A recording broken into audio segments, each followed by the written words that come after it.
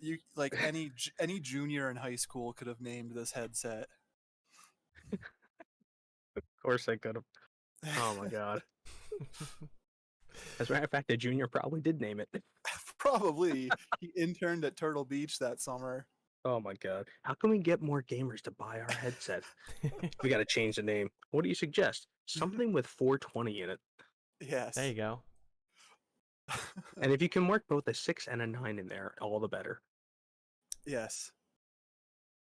Well, if this one dies, because this one actually uses power, I have another headset.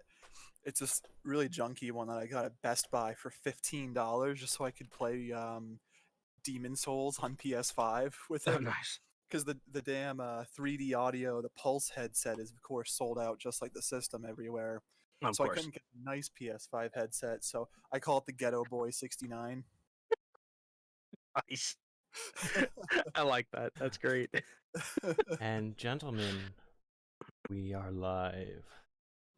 We are live. Yeah. On that Cool. All right. All So right, it begins. welcome, ladies and gentlemen. Probably nobody's listening, but Hooray! Hi, Mom. welcome to the very first episode of a little gaming podcast that we are going to call Dialogue Options. All right. Ooh. Yeah. So, just I like the name. I do too. Yeah, it's a pretty great name. Good job, Mark. So anyway, let's just just hang out for a bit and talk about ourselves before we get on to the main topic. My name is Joe. I am the Cobalt Cat, and I am hosting today's podcast. And flanked to the left and right of me are my two lovely co-hosts, Marcamune, or is it Marcamune? I pronounce it Marcamune, kind of like the Masamune sword from Final Fantasy and whatnot. Gotcha, Just with my Marcamune. name's placed in. Yeah. Because for all of our Zero fans listening right now, my name is Mark. I'm Mark Torres. You can not find me at Twitter because you're not listening, but if you want to listen, I am there. There you go. Nice. Please listen. And to my left is my left-hand man, AceXWing88. Hello. Yo, what's up? My name is Russ, and AceXWing88 is literally exactly what you see on an icon in front of you. I'm a big Star Wars fan, and I'm going to annoy the crap out of people about it. So I'm just putting that out there right now. Oof. Just so you know, he's gonna annoy the crap out of you, even when he's not talking about Star Wars. This is true. I mean, I'm glad you're putting up the disclaimer now. That way, nobody can get pissed off. Yeah, I mean, Yeah, it's important. For all those that are listening. Yes. he's just very difficult to look at. Oh, thanks. Is there somewhere I can go to even see if people Yes, like check what the count is? check the Discord Is it Paul. that link you put? Yes, I Yep. posted the link to the stream, so you can feel free to check it out. You know, give us a chat on the chat. So, ladies and gentlemen, as you probably have noticed, we've got Rome Total War Remastered running in the background. I went ahead and recorded some footage for tonight's, main course, because that's what we're going to be talking about. So if you take a look at the title of the stream, we're talking about Rome Total War Remastered. But before we go ahead and do that, This was topical 2 weeks ago. yeah, it was topical 2 weeks ago when it came out, and we're a little bit late to the party, but we just needed to set Did you guys up. hear about Cyberpunk? Oh man, I can't wait for that. Oh wait a minute. I heard they put a lot of time and effort into it. I hope Yeah. it's good. Yeah, well, There's holidays coming up soon, right? Yeah, I think they said they got to get it out for the Memorial Day holiday. Yeah, of course. That's when all the hot games come out, right? Yeah, man. All right, so, where was I before I was rudely interrupted by? Oh, we're talking about Rome Yeah, Total War Remastered. yeah. And So for, before we go ahead and start actually talking about Rome Total War Remastered in its entirety, let's go ahead and just kind of build our baseline here. So let's talk about what it means to be a remaster, what it means to be a remake, and what it means to be a reimagining. Because I'm sure we can all kind of come up with some examples off the top of our heads for each of those categories. But I want to open up the floor to you guys to go ahead and just start talking. Which games do you think of when you think of remakes? Which do you think of when you think of remaster and then reimaginings?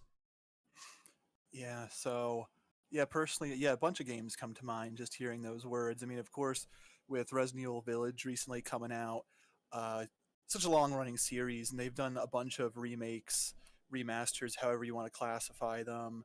You know, last year we had the Final Fantasy VII remake. We can get into talking about some of those, but I wanted to ask you guys actually, because we're talking about remakes, remasters, reimaginings. Do you think there's a difference between a remake and a reimagining, and like how would you define those differences? How would you define each one, and like examples of games? That's kind of what I want to try and find out too. I would say I kind of imagine the difference between a remake and a remaster.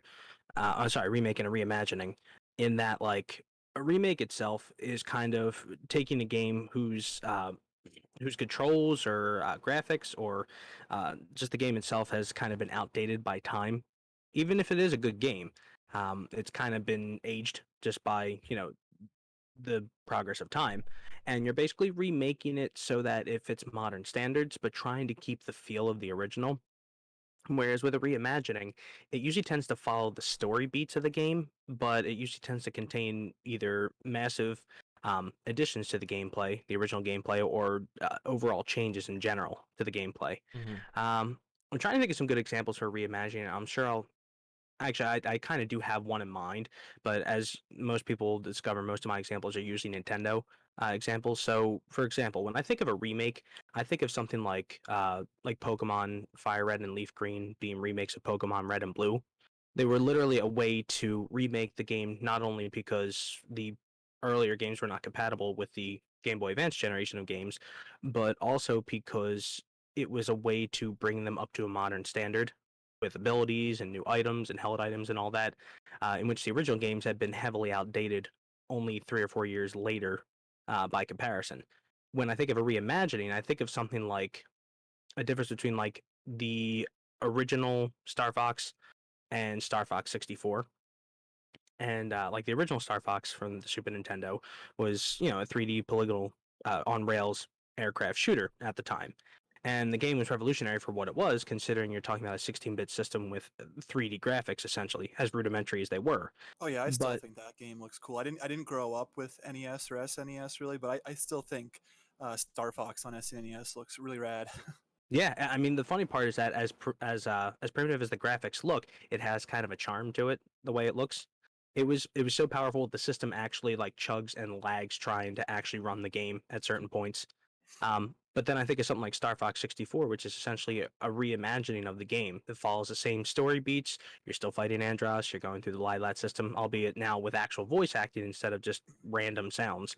But that to me is a reimagining because it follows the same story beats, but um, it is almost like a complete overhaul of the concept. Mm-hmm. Okay, I didn't know that. So Star Fox 64 is actually like the same exact story as the Yep, SNES pretty one. yeah, pretty much. Okay. The only addition that wasn't in the original game that was added to 64 was the addition of Star Wolf Team, which was Okay. actually, fun fact, for those that know or for those that don't know, were actually in the canceled Star Fox 2 for the Super Nintendo, which, if you think the first one was advanced, the second one was even more so. It had like 3D all range mode battles on the Super Nintendo and like tank sections where you could switch back and forth between like an aircraft and like a walker. Um, so Star Wolf Team was in that, but it was never in the original. So they added it into 64 because they canceled 2 and worked on 64 with the N64 coming out shortly thereafter. All right. So, Okay. I mean, Mark, when you think of like the difference between were we talking about remakes or remasters? I'm sorry, Russ. I covered Before both. before we like jump into more, Mm-hmm. because we were more so talking about a How we define them. yeah, but basically the difference is between a reimagining and a remake. But then there's the remaster. I think we can all agree that a remaster is pretty much the same exact game, the same exact foundation. The same Just graphical. experience, or a very, very similar experience to what you get. Yeah. It's like, typically a graphical upgrade. Mm-hmm. yeah, usually just like an HD update to graphics, or very minor things. So Right. like, I think we can all agree that that's pretty much the gist of a remaster. That's pretty obvious. Mm-hmm. Oh, of course. Yeah. Like I would say that the recent Demon Souls that came out on PS5, I remember people were calling it a remake. That's what it was being kind of touted as. And I played the original on PS3, but playing through it on the PS5, it was pretty much the same thing. It looked a hell of a lot better, of course, but then it had some extra quality of life improvements thrown in there. Mm-hmm. So yeah, I mean that's pretty much a straightforward remaster. Yeah. So, when I think of remakes versus remasters, my brain just automatically goes to Resident Evil, simply because I grew Yeah. up playing those games. And Yeah, you and I both have a strong history with that series. yeah, so like Resident Evil Remake is the absolute, like, hands down one of the best remakes of all time, in my opinion. It just takes the base experience of the Resident Evil title and just makes it feel fresh again. Whereas if you take a look at, and I don't even know if you would necessarily consider it a remaster, but if you've ever played Resident Evil Deadly Silence on the Nintendo DS, it's basically the experience of the original Resident Evil title. That But might be a D-master. you think so? Slightly, yeah. Okay, so I know there was that one time we were hanging out actually at Russ's at that picnic, and Mhm. when we were grilling out and stuff, and you brought it with you. I really should have played it Mhm. when I had that chance. I don't own it myself. I haven't played it, but I've seen the footage. Just like a DS interpretation of a PS1 game. It's Yeah. I mean, the character models in that game look rather sharp in comparison to my copy of Director's Cut on my PlayStation.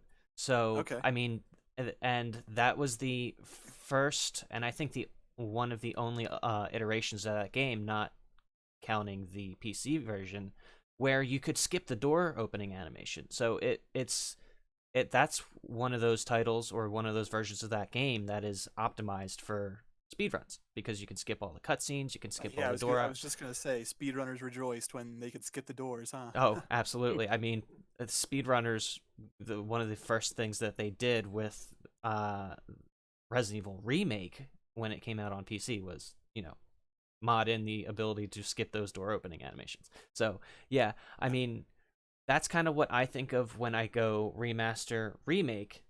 But then here might be a bit of a controversial take, or a hot take, but I don't think Resident Evil 2 and Resident Evil 3 remakes are true remakes. I think those can be qualified as reimaginings. And it's based on exactly what Russ said. It kind of takes the core story, but changes it to the point where it's pretty different, all things considered. Right, Russ? Isn't that what you were saying? Yeah, basically what I'm saying is it follows the same story beats, but they're either circumstances are changed or the story is greatly expanded upon. Mm-hmm. Yeah, and so when you take a look at the original release of the 98's Resident Evil 2 and compare it to 2019's Resident Evil 2, they basically almost standardized the events of the story, whereas the original game, you had the A and B scenarios for each, but now there's kind of a more of a set path, because in the original it was very open. There was multiple endings depending on whose A scenario you played, whose B scenario you played. So that's kind of my thought process when I take a look at games like that. And then Resident Evil 3 Remake is just head and shoulders completely different when compared to the original. Yeah, big departure. That's definitely that's clearly a reimagining. Mm-hmm. Yeah. And you're saying RE2 more of a reimagining as well? Yeah, I'd say so. I mean, that's definitely one of those topics where we could sit here for hours and debate the exact fine tuning of that definition. But that's how I would kind of like pose it Yeah, well, to. believe it or not, I'm seeing similarities between the comparisons that both here are making between, like Pokemon Fire Red, Leaf Green, and, for example, like the RE1 remake. So both of you would say that those are remakes, Oh, right? Not reimaginings. Right. absolutely. Yeah. Yeah. Okay, so yeah, I think yeah, I see what you mean because it's the case for both games that they look better and And they they're on update a more the powerful console, they more update Mhm. powerful game system. mechanics without changing too much too. That's kind of like the key factor we're looking at here too. Yeah, so both games remain recognizable to their original source, but then you also have some additions because I remember when I went through Leaf Green, after the champion, there's all this post game content, and that wasn't in the original, not that I remember, Right. right? Yeah. That is true. Yeah, And actually, the reason for that was because at the time there was very little access to Gen 2 Pokemon, so it was kind of shoehorned in to give a post game, but also so you had access to them. But the core gameplay up to the time you beat the Elite Four is almost a 1-to-1 of the original Red and Blue. So yes. Hmm. yeah, and then likewise with the Resident Evil 1, that would fall under like your definition of a remake. It seems like because they also added a little bit. It wasn't just note for note an updated Resident Evil 1. They also added new areas in the game. That whole collecting the masks and the And addition of Crimson Heads that you have to and deal Lisa with. Trevor, that as well. It. Yes, Yeah, yes, Lisa. That's a big addition for sure. So yeah, it seems like that also falls into a remake. It's at that point where it still feels familiar and what you remember, but then there could also be some extras tacked in there. Maybe it's something that they couldn't have done on the original hardware, or just some extras to draw people in so that they don't feel like they're just playing the same thing over again. hmm Agreed. yeah, and Yeah, and I would definitely say that.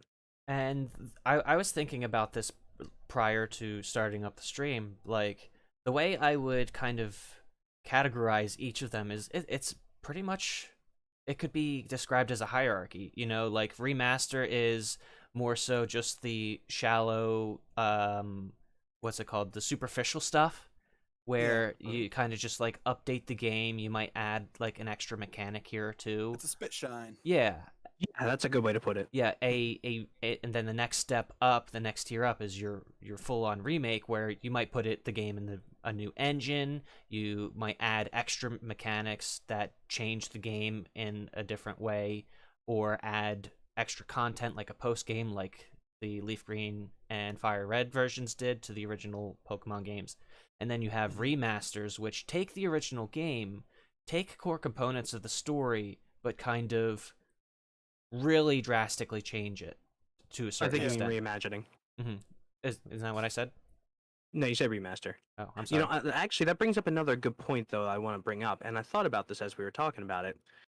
Could we consider spiritual successors a reimagining as well? And the example that popped into my head is, again, another Nintendo one, Ocarina of Time and Twilight Princess. Now, Joe, I know you might not know a whole lot about those ones, No, I don't. no, but I wouldn't call it. I wouldn't call that because I've played both of those games. Um, I love both of those games, but mhm, I think that they're Twilight different Princess. enough. Yeah, Twilight Princess was doing its own thing. It's its own game. It comes into its own self. True. Well, there again, I probably could have almost said the same thing for A Link to the Past and Ocarina of Time, and it's because the story beats are roughly the same most of the time.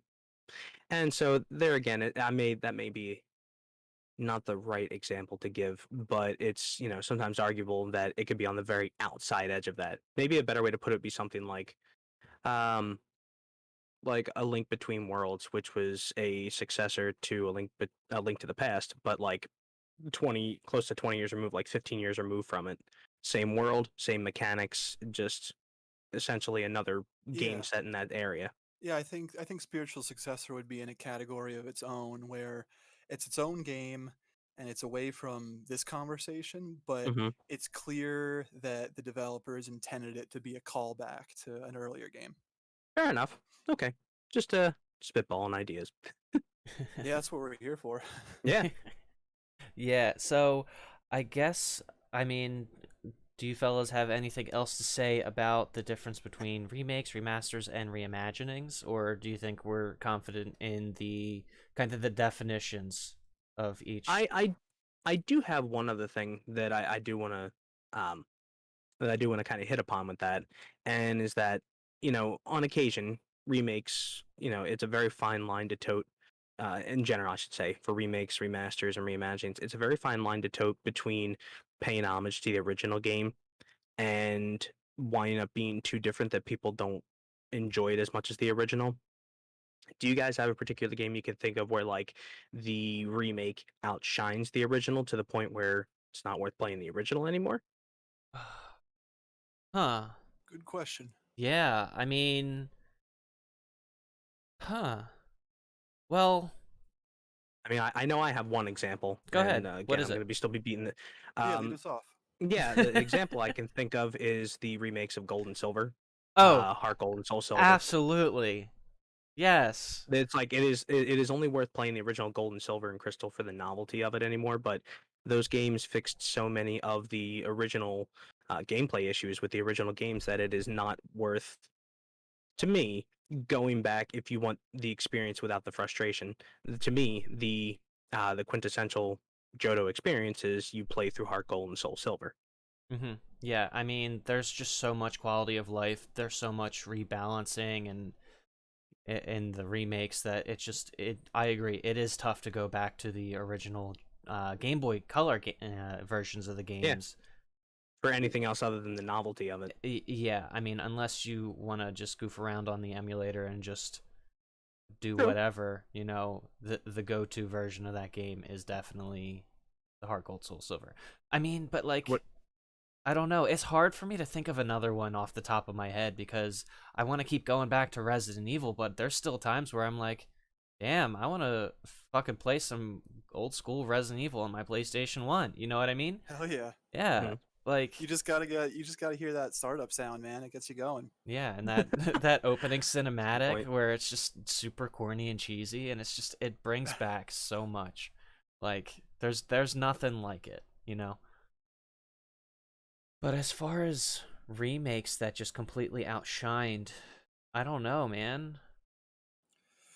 I think I don't know. Like this is gonna be a weird reference for me to make, but maybe something like one thing that comes to mind is Super Mario All Stars You on know what? I SNES. was going to bring that up as well. I mentioned this to Joe earlier, and as far as I was saying before, like it basically upgraded the graphics. The gameplay was a 1-to-1, and the music was upgraded as well. So that's actually a real good example too. Yeah, because I didn't, like I said, I didn't really grow up with NES, SNES, and I'll be the first to tell you that I absolutely suck at platformers. But I challenged myself to get through Mario Bros. 1 and 3, and I Hmm. did it on All Stars. And I'd rather play with those 16-bit graphics than the 8-bit NES versions, personally. Mm. But Yeah, and the then I funny, think, yeah, for a lot of people, they'll have their preferences. Maybe they'll want the old school look for nostalgia or something. Yeah. no, that's actually a good point, and in some cases I can understand that. I will say that nothing hits quite nostalgically like hearing the original like Super Mario Bros. Overworld theme when it starts up, but the novelty of doing that kind of wears off after about 10 minutes when you can beat the game that quickly anyway. Mm. Um, I remember like the first time I really legitimately had a great handle on the Mario games was from the All Stars version, and to me it's kind of like the quintessential version of like Mario music because it kind of was in Nintendo's like Latin jazz phase Hmm. for their music. And to me, when I think of, that kind of stuff, not only do I think of the original, but I think of those remakes of that music as well and the remakes of the graphics. Like my first experience with Super Mario Bros. 3 was the All Stars version. So when I think of Super Mario Bros. 3, I think of the graphics of the remake rather Hmm. than the original. Mm. Because, Yeah. Well, oh, go ahead. no, I'm just thinking. I feel like I sort of cheated with your question because I would classify that more as a remaster. But Oh, that's true. were you asking like a remake or a reimagining, something that's Any pretty of them. yeah Any of pretty them. wildly different Yeah, I mean, than like the original? if we're opening it up to that, then I think the first one that comes to my mind is the Crash Bandicoot remaster. Okay. Have either of Mm, you played that? Haven't played it, but I I have have not. seen it. I played through the original trilogy Russ, you probably remember this back in college. I when do. I was I playing do through remember that. that. Yeah, Yeah, and with I Dan. remember the kicker of the whole thing is that I remember watching you play that and how exact like the detection had to be for like where you were landing. You were getting pretty frustrated at times with that too. Oh Oh, yeah, because like I said, I suck at platformers, so playing that game for me is a real challenge. yeah, and that And it game just is like brutal and unforgiving. I mean, when PewDiePie was going through and doing his Let's Play of it when it first came out, he was like, "Oh my god, it's just like Dark Souls." It like kind of doing that Oh, meme. is that where the meme started? That is Oh, that no. is I think that is where the meme started. But yeah, no, I mean that game is very challenging, and they straight up just did a complete like asset revamping of that game. Like Did they? it's the old school Crash Bandicoot game as far as I'm aware, Because and it I just thought it was a remaster. I it thought they just is. updated the Yeah, graphics and that's what mechanics. I mean. It's just a complete straight up remaster, and it looks Okay, yeah. beautiful, and it plays exactly the same. Yeah. Yeah, I think it's fair then. So for like remasters, like I mentioned, the Mario All Stars, I feel like it's cheating because I think it just comes down to personal preference and what you're in the mood for. You're either in the mood for something updated and you don't care about the original as much, or you just want to go back and play the original, whether you just prefer the source one or you want to relive it for nostalgia's sake. So that's why I just felt like I was cheating with the whole remaster answer. But it is an interesting question, Russ. I'm still Mm. thinking about it. You know, if I had to think about something where the remake or reimagining was better than the original, it's tough to come up with. Mhm. Yeah, and I think the funny part is that like whenever a development company is actually able to have something that it attains that status, achieves that ability to outshine the original to the point where it essentially kind of replaces any reason to play the original, It makes it that game obsolete. usually tends to be. It not only makes it obsolete. I think there's a particular YouTuber, and I forget. It might have been the Geek Critique was his channel, but he had a term that he used called superannuate, and he was talking about the context between Super Metroid and the original Metroid, and he made a good point because Super Metroid was such an improvement, yet also an expansion on the original Metroid that there's almost no reason to play the original. As a matter of fact, there was a remake of the original called Zero Mission, which is also way better than the original. So unless you're going back for the novelty of it, there's no reason to play the very original one. Mhm. So when you wind up having a remake or reimagining a remaster, wind up outshining the original game that much, you know you've got a game that's going to be a well thought of one for a long time on your hands, Mm-hmm. and they're few and far between. Yeah, I'm still trying to think. I mean, I guess in total, I guess I could say that maybe I just haven't played enough remakes or reimaginings of games that I've also played the original game for. Mhm. Well, Um, I know one in particular you can talk about. yeah, yeah, we can get to that, but yeah, because for the most part, I'm someone who enjoys going back to that first game and seeing Mhm. how it was originally. Um, Are we yeah, another making play. are we making reference to your favorite game of all time there, Mark? I think we might be. Yeah, that's what we were kind of getting at. Do you want Okay. to go down that rabbit hole, Mark? We You want to start us off? we could get to it later. Oh, okay. Uh, yeah, we could kind of worm that in at some point, Mhm. talking about you know, but Oh yeah, that'll be a long conversation, but a good one nonetheless. Yeah. yeah. So I I guess we So should maybe we should get to the game at hand then. Right, so I guess we could save Mark's game as desserts, so to speak. So I believe our waiter is walking in. He's going. Oh, you ordered the Julie special there, Marcamune, and oh, Cobalt Cat. I see you brought the Skippy Eye shrimp and Ace. E2 Brute. This is the part Burgers. where the metaphor falls apart and we chastise Joe for trying too hard. get out of here, Joe. So, Yeah, what are you doing? yeah, let's talk about Rome Total War Remaster. Now, Mark, unfortunately, you have not played either the original or the remaster, correct? No, I haven't played either of those, but I mean, it's going to be an interesting conversation for me still. I'll try to interject when I can, just because not only have I never played that game, but I've never really played any game in that same kind of genre. So yeah, I mean, I'm curious to see your thoughts about it and kind of learn more about it. Why you guys like these games? Maybe you could kind of give me the pitch, reasons for like why I should be playing something like this. All right. So So yeah, I'm curious to hear. absolutely. And so if you are, a veteran of watching my YouTube trash on my channel, you'll know that I'm a big fan of the original Rome Total War. It was actually my first Total War, and I can gladly say I was inspired to play it by John from Many a True Nerd, who just exposed me to it. I was a big fan of his channel, still am, and one day he was just like, "Oh yeah, here you go, just leaving this here. It's one of my favorite games of all time, next to Fallout New Vegas. Give it a watch." And I was like, all right, cool. Let's check this out. And I was blown The rest was away. history for Joe. Yeah, I mean, I was just absolutely blown away with the amount of depth of the game and how approachable it kind of felt. Because usually when you think of like RTS games, you think of StarCraft or League of Legends. Or maybe not so much League of Legends. I've never played League of Legends. That's a MOBA, isn't it? Yeah. It would fall under there, but I see what you're saying. Yeah, where like the learning curve for new players is so Usually pretty steep. Yeah, it's so steep. It's kind of daunting to kind of even try and get started. And I mean, it's That's a fair point. So is Rome classified as an RTS? Yeah, I'd say Yeah. To some extent. I mean, here's the best way I could There's like put a it. civilization building element too. So what would be the genre for this game? So it's kind of a split thing, I would say. I would say the overworld itself, you can't even call that real-time strategy because your turn takes place essentially isolated. You make all your moves, and then you hit an end turn button, and everybody makes their moves as well, all the different factions. But when it comes time for battles, you control them in real time. You actually head to a battle map. You wind up controlling the battle itself in real time, calling all the shots as to where your troops go, and you basically handle the tactics yourself. right. So that's kind of the bread and RTS. butter. Essentially, that's kind of the bread and butter of the of the Total War genre.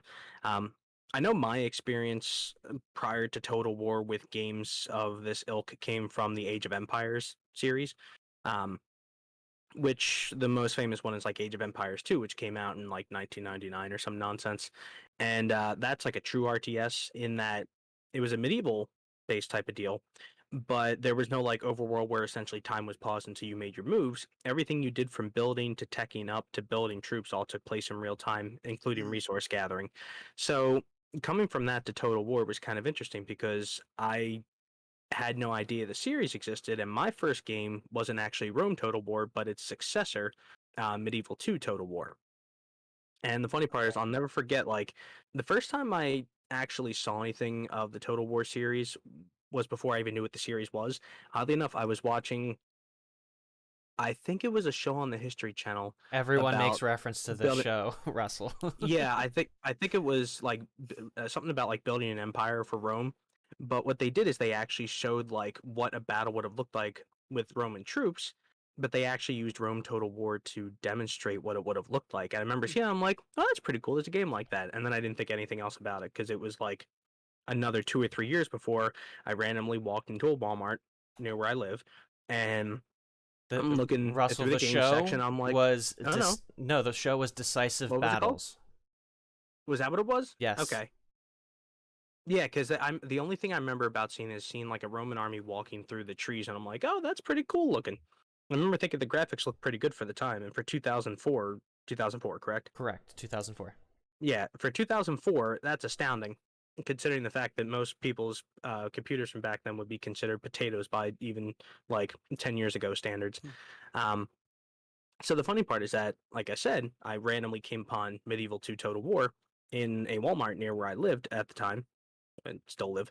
And I'm like, oh, this game looks kind of cool. So I take it home and install it on my PC and start playing it as England naturally, because I usually play as them first whenever I play a medieval game.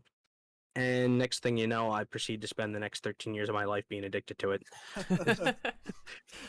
Yeah, and I mean, without kind of like spending too much time talking about it, that just kind of goes to show the replayability and the longevity of these games in particular. I mean, I obviously came into Total War really late. I mean, Many a True Nerd didn't start posting these videos until I want to say like 2014, 2015. I think But I started around 2008. yeah, so like, but it even now they still have very high appeal. And if you take a look at the Steam metrics, I mean, there's still like thousands of people actively playing. I mean, I can look right now on Steam and tell you there's here, let me actually Well, while take a Joe look. looks that up, I Yes. think one of the aspects that like makes these games so popular is because in general for computer gamers, everybody's always kind of been on a hunt for a good like medieval simulator, medieval battle simulator, or a Roman battle simulator. I'm not so sure, necessarily sure about the Roman one originally before this game came out, but medieval ones have always been the same thing. It's like it's the same, um, it's the same enjoyment born out of playing something like D&D, like medieval based fantasy type of stuff. In this case, it's actual medieval history, and the cool part of it with Total War was that, it wasn't just a few factions. You picked a few factions that had a multiplayer game. This was like the entirety of Europe, and there's multiple factions, and you control diplomacy, you control building your armies, you control, how you handle religion, you control how you handle things like crusades, different natural disasters, alliances, all kinds of crazy stuff. And the enjoyment part of it is that every game is slightly different, but it's one of those type of games where the goal every time is, let's see how much better of a start I can get off to this time. Let me paint my map the color of my country. Yes. So, just to tell you, there is currently, right now, 3,151 people still playing Medieval 2 Total War at this time. And there's a I little thought bit. you were gonna say that was our viewer count, Joe. Come on, you got my hopes up. Oh, I wish. No, but I mean, it just goes to show you how And, much yeah. longevity the game had, but it also has probably one of the biggest modding communities of all of the like RTS medieval or like Roman style battle games. There are a ton of mods that are really popular, including ones that like improve the overall game from the original, ones that rehaul it and kind of make it more historical and realistic. There's a really popular one.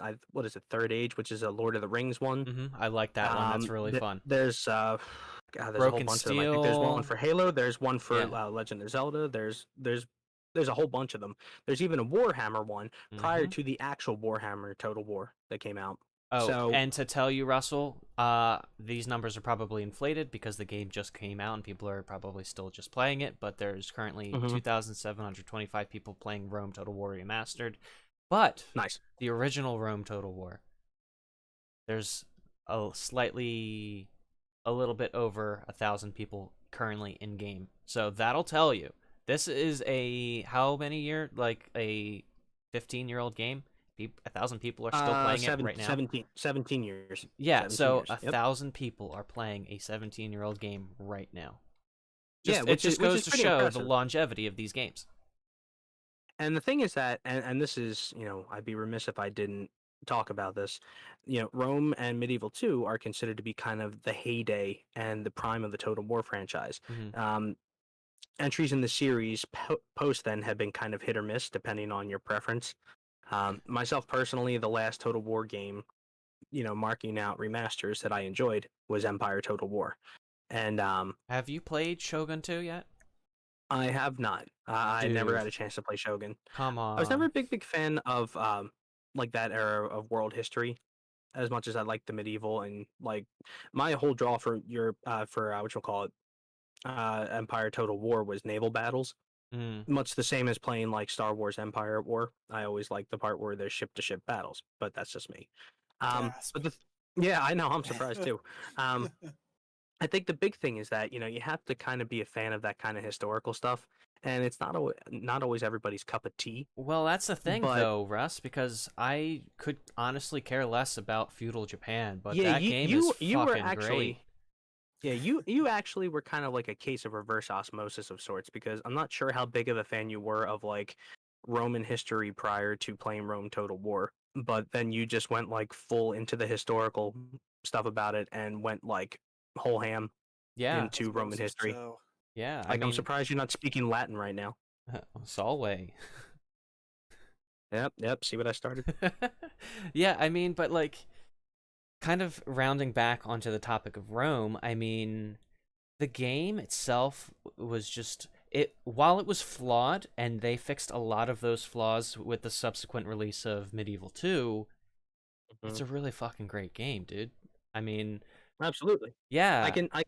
Having played Medieval 2 first, playing Rome originally felt kind of like I was taking a step down, but taking uh kind of taking it at what it was and the state that it was at the time, I can definitely enjoy it a lot more. Now I had more face time with Rome's first expansion, Barbarian Invasion, because it was closer to the medieval time period.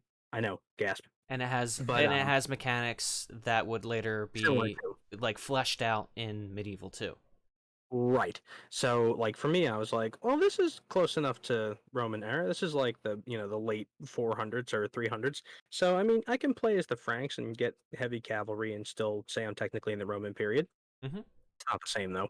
Yeah. And I mean, I guess the best way I can describe it to you, Mark, is going from Rome Total War to Medieval 2 would be like going from Tony Hawk's Pro Skater to Tony Hawk's Pro Skater 2, where they look and they play very similar, but there's some quality of life changes that just really made the experience pop. And that's why a lot of people still to this day will probably say the best Total War game of all time is Medieval 2, hands down. Much to Joe's chagrin, because he and I have this argument constantly. You about know which one is what? And like, subjectively, in our opinion. yeah, I've gone on record between you and me saying that yes, Medieval 2 is the better Total War game. I'm sorry. Can you say that again one more time? Fight. Medieval 2 is objectively the better Total War game comparatively. However, This game is the best game ever. So, but I don't know. Rome Total War is always going to have that special place in my heart as my first Total War, and I think you can honestly say the same with Medieval 2 as it's your first Total War. It's one of those type of series where like your first Total War is typically your favorite. Mm-hmm. Unless, your first Total War was Thrones of Britannia, then God rest your soul. Oh, jeez. Those people have all hung themselves. Those poor Vikings. Well, I mean, they get the full experience of living on the British Isles, where it's just rain and misery 24/7, 365. Pretty much. They also get the misery of trying to figure out how to pronounce Welsh words. That's a tough one. Yeah, I mean, the Welsh language is a bizarre language. There's a lot of Y's. There's a lot of consonants. A lot of W's. There's a lot of consonants that don't belong. All right. I wish I understood how to pronounce it. That'd be cool. Yeah. So let's talk, Russ, because you've played Rome Remastered, right? Yes. Mm-hmm. About how many hours do you have in it? Well, I'll tell you what. I can actually check the statistics of that right now if you'd like to know. So while you look, I'll talk a little bit. Played. Oh, wait, no, I got it right here. All right. I have played 66 hours worth of it. Wow, that's more than me. Well, there again, probably a good third to half of that is being all tabbed out of the game, so take that as you will. Okay, fair enough. So I've got a little bit under 40 hours at 39.2 hours, and filled with dense gameplay. Filled with yeah, absolutely. I mean, let me just alt tab over to Steam and tell you how many hours I have in the original Rome, just as a side. 609. And that's my longest played game on Steam. Keep in mind, I didn't start. I think I can outdo that one. Let's see I know, but Russell, 1,838 hours for Medieval 2. Yeah, but okay, so let's zip your pants back up. Go ahead. So I'm keep in mind, I didn't get into PC gaming until 2017. So like that's and you haven't left it since. Yeah, it's a pretty hefty chunk of time of me just playing one game. That's sizable. Yeah, it's sizable. So that just go. I mean, so I would like to say that I'm probably, of the three of us, the Rome Total War expert here, or at least I've played it long enough to be able to say, I can confidently say, I was very unimpressed with the remaster of Rome Total War. Okay, I mean, I could see that. I mean, myself personally, I found it kind of underwhelming in general. But at the same time, I took it for what it was meant to be. It was not meant to be a remake. It was meant to be just a remaster. Mm-hmm. It was basically meant to be a graphical update and add a few new mechanical things to help fix some of the issues the game originally had. And one of the things that like I enjoyed my playthrough of it, but one of the things I found that I was not kind of crazy about with the original Rome Total War and the remaster as well is kind of how you wind up competing with the other Roman factions. And Joe, I think you were the one that told me that the AI heavily cheats in favor of the other Roman factions. It does. Which I found kind of annoying considering coming from Medieval 2. There were times where you would watch, another army that you were rivals with that country or right near them, watch them go for taking over a settlement to make their own, and only to face plant and get their teeth punched in by a faction that has no rightly business beating them. Mm-hmm. But at the same time, you would kind of sit there and wait and watch and see them lose that battle and then swoop in and take a settlement from right underneath them. And the one thing I was not crazy about with the original Rome and the remaster as well is that there was no chance for that to happen at all with any of the Roman factions. They pretty much guaranteed any settlement they attacked, they were automatically going to take. Yes. And I think what I didn't like about that is it felt like the game basically had to cheat for them to make sure that they were able to keep up with you rather than to actually just program the game to be smart about how it builds its armies and where it strategically attacks. Mm-hmm. Yeah. Like Yeah, most of us, sounds kind of annoying. I know I haven't played the game, but it sounds kind of annoying to win or lose when that's happening. It's like if to lose when something like that happens, it reminds me of like back in the day playing a racing game or something, and you hear the of, rubber banding, yeah. rubber band AI. Yeah, Mhm. right. So if you're just really kicking ass and blowing past everybody else, the AI will just step it up and catch up, no matter how good you're driving. Yeah, to keep it competitive. And Yeah. that was the thing. It Right. felt like it felt like a cheap way for the developers to keep the game challenging enough. And I was not a big fan of that. Now, granted, in Medieval 2, when you play on like the hardest difficulty, the AI cheats. Yeah. But that's meant to be like an extreme difficulty setting for a challenge, not the main, difficulty setting. Like you could play on medium for Rome Total War, and Yeah, it's a for very example, say- well balanced experience when you play on like medium or hard. Yeah, I'd say that. yeah, and that's the thing is that like I think one of the issues I found like playing through this remaster I played is the Scipii. So the area I'm supposed to take over because there's 3 factions besides the Senate is supposed to be Carthage, Northern Africa, Sicily. Sicily, and not necessarily Greece. That's supposed to be for the Brutii, as evidenced by the gameplay you're showing here. Mm-hmm. But my goal was to try and encircle my other Roman allies because obviously eventually you wind up kicking off the Roman Civil War and have to knock them all out, including the Senate. And my goal was to basically encircle them, a la the Battle of Cannae, for those that are history buffs out there. Anywho, the point is that I wanted to try and box them in, only to see several of them just kind of squirt their way out from underneath that by virtue of just taking an army somewhere and deciding, oh, the settlement now belongs to us, instead of actually like seeing them have a chance where they might lose up against an equal number army. And I think one of the examples I had was the faction that you see Joe playing as right now, which is the Brutii, wound up attacking Corinth down in Greece, which you can see right now, actually, or somewhere close to where we're at right now, Mm-hmm. owned by Macedon, and it being owned by the Greek city-states at the time and stacked with almost what we would call a full doom stack of 20 troops in one particular army.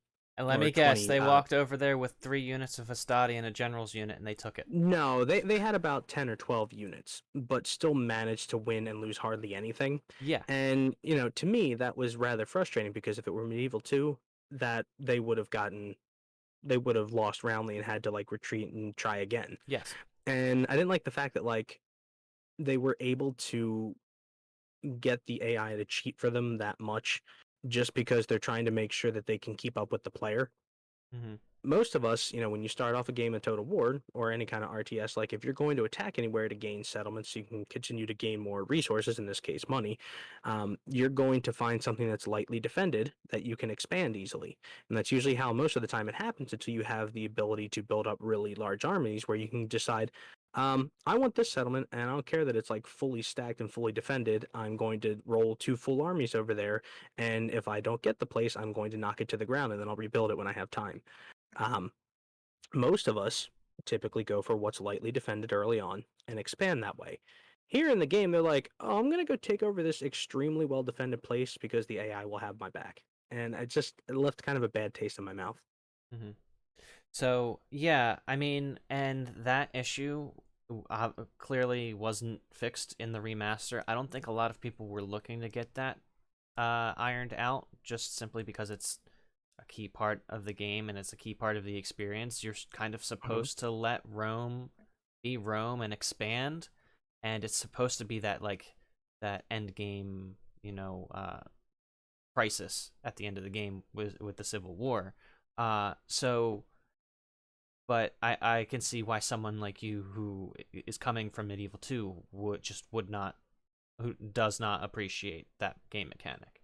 Well, I think another part that drove me nuts about it is you can tell that the way the game is designed, it's designed for you to have not a terribly difficult challenge, but a tough enough time once the Roman Civil War is kicked off, being able to fight all 3 of the other factions, Roman factions, because a lot of times most of them would expand at their frontier and leave the rest of their settlements lightly defended. I'm like, okay, that's fine, but still, that seems really bad programming to do, personally. Yeah, So it's almost as if they're intending for you to have these pitched battles in the middle of the overworld rather than settlement defense and settlement attack battles. Yeah, I mean, when it came time for Medieval 2, like, let's say I'm playing as France or England. Most of the time, by the time I get to the point where I'm trying to take over Italy, dealing with Milan or Venice or the Holy Roman Empire, most of the time, they're going to wind up stacking those settlements with like 10, 12, 15, 18 units in an attempt to keep you from being able to take them easily, which makes perfect sense. They're also not going and like expanding into other territory and leaving those places undefended because they know that the battle is going to be taken to those areas. So that seems a lot smarter programming. That's why, like you said before, Medieval 2 essentially is kind of like the better programmed and more polished version of Rome. Right. And so I was this is kind of like a really good segue to talk about the updated AI in the remaster versus the original Rome. Now, basically what we've been talking about is our grievances with the original Rome's AI. And to kind of go more into it for you, Mark, the original Rome's AI was literally a potato. Like, each settlement has archer towers around the perimeter, and they would just infinitely fire arrows to any enemy troop within range, right? And so there would be instances where you can kind of cheese the enemy army to stay in front of those towers, and they kind of just like would stand there. And one thing that I noticed with the remaster, and this is a big positive in my opinion, they've updated the AI so that it doesn't do that.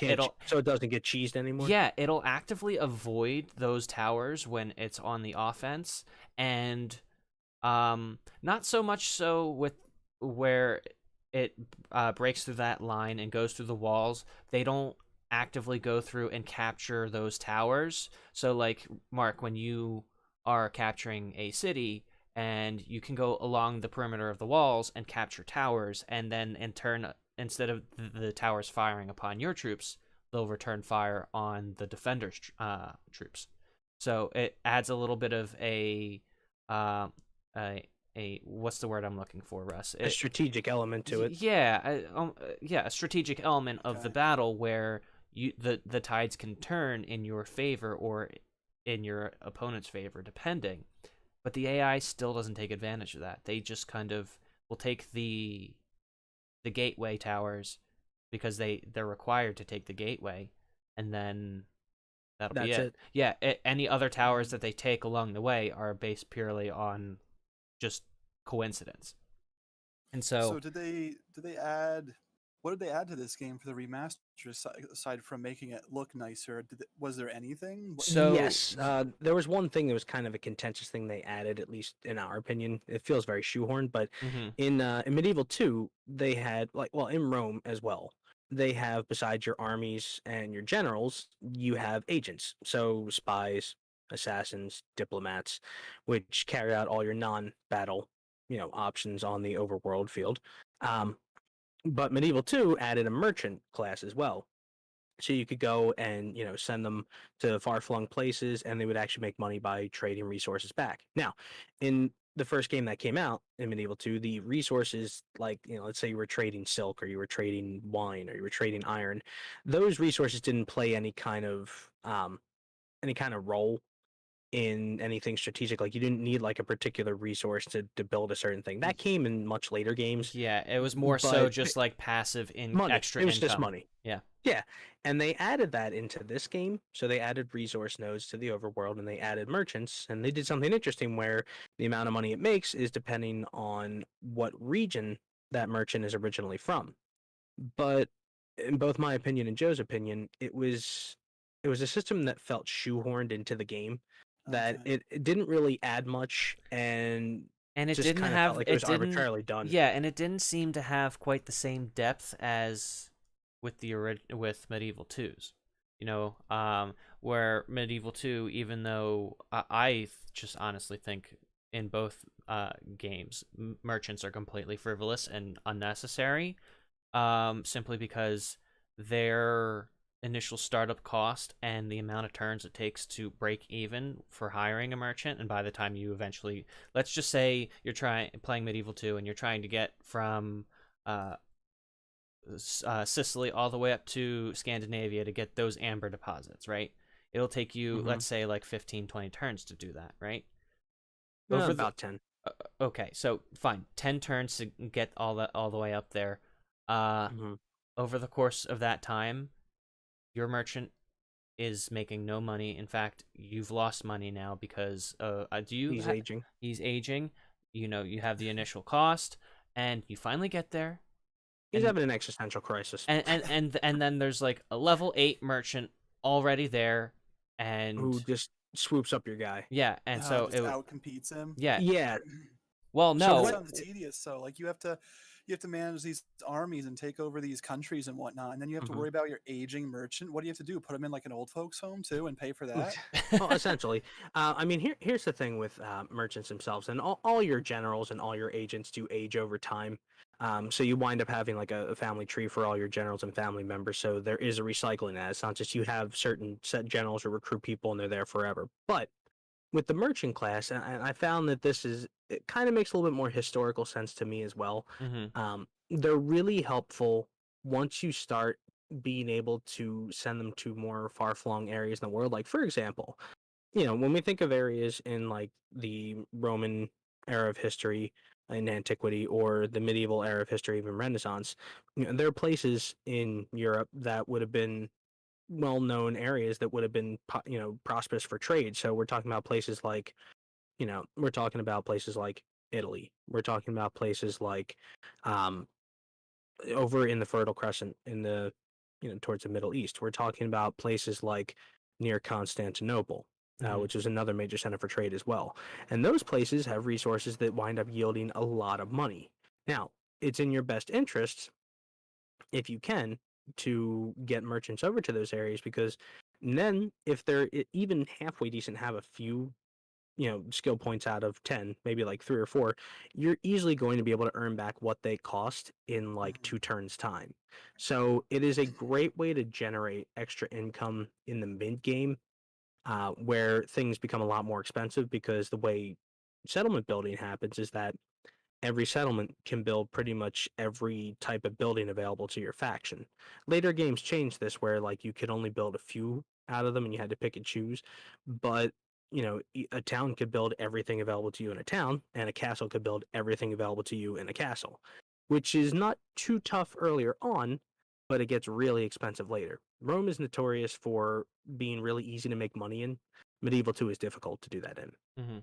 Okay, so that's why you both think that the merchant didn't really add much to this game, because it's already easy enough to get your money. Exactly. Yeah, and in Medieval 2, the merchants aren't worth it initially because they don't make enough to make it worth spending the money on them. Yeah, and by the time you get to the point where they would be worth it, you're already raking You're in. making... Right. Exactly. So you're already rolling in it. Yeah. Exactly. Okay.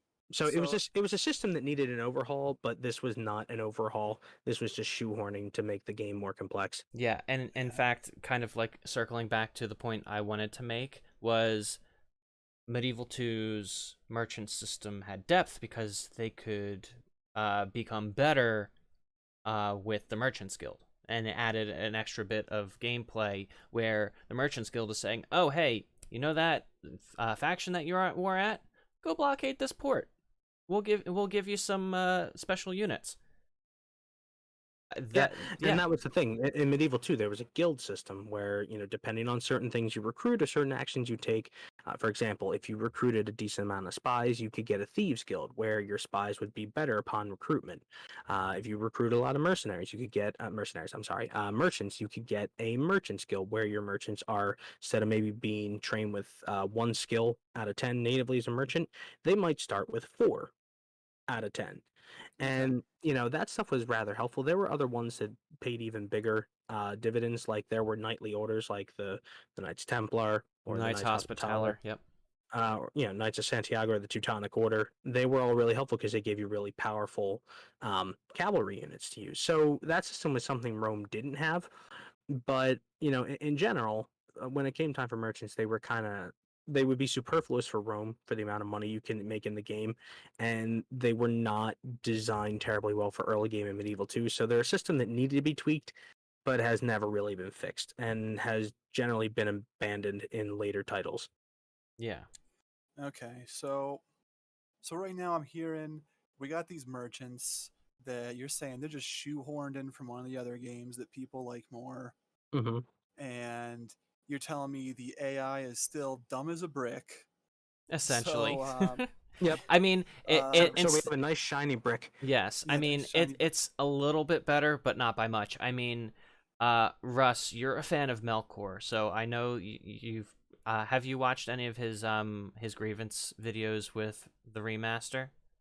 I have watched some, but not enough times to kind of So be able to I recall mean, information on demand. yeah, I mean, Melkor, he likes to do those big like AI only campaigns, and he went and tried to do an AI only campaign, and he just was kind of just watching and seeing what the AI was doing, and he's got thousands of hours in the original Rome just watching the AI do its thing, and he noticed that the AI to travel across the map, it was still really bad. Like, it still hasn't figured out how to properly do naval invasions. They should take notes from, Portugal in Medieval 2. Oh yeah. There's some weird bugs with Medieval 2 that kind of lended a kind of level of memeness to it. Whereas like most factions will not do naval invasions, with a few exceptions. Portugal somehow always invades the British Isles every game. Mm-hmm. And I have no idea how, considering Portugal wasn't even a country in 1080. So a whole nother bag of fish. And Melkor Melkor had even also brought up the fact that the AI in the original Rome struggled to get around the Caucasus Mountains and into Armenia from Scythia. Even now, but you're talking like, for those who are not sure, we're talking like modern day, like Ukraine, modern day, like the southwestern part of Russia, all that. Right. And so like he noticed while it's slightly better in the remaster, he hasn't played it enough to make that conclusion where he says absolutely yes, it is better. So some minor AI tweaks, which kind of disappoints me because they kind of touted it as saying, hey, we've updated the AI. Check this out. We made it better. They technically can say they updated it. Yeah. I don't think they phoned it in as much as they just didn't fix as much as they should have. Right. And I mean, CA wasn't the one involved with the remaster anyway. CA is Creative Assembly. Creative Assembly. Yeah. They're are they actually like a second party developer for Sega? I believe they are.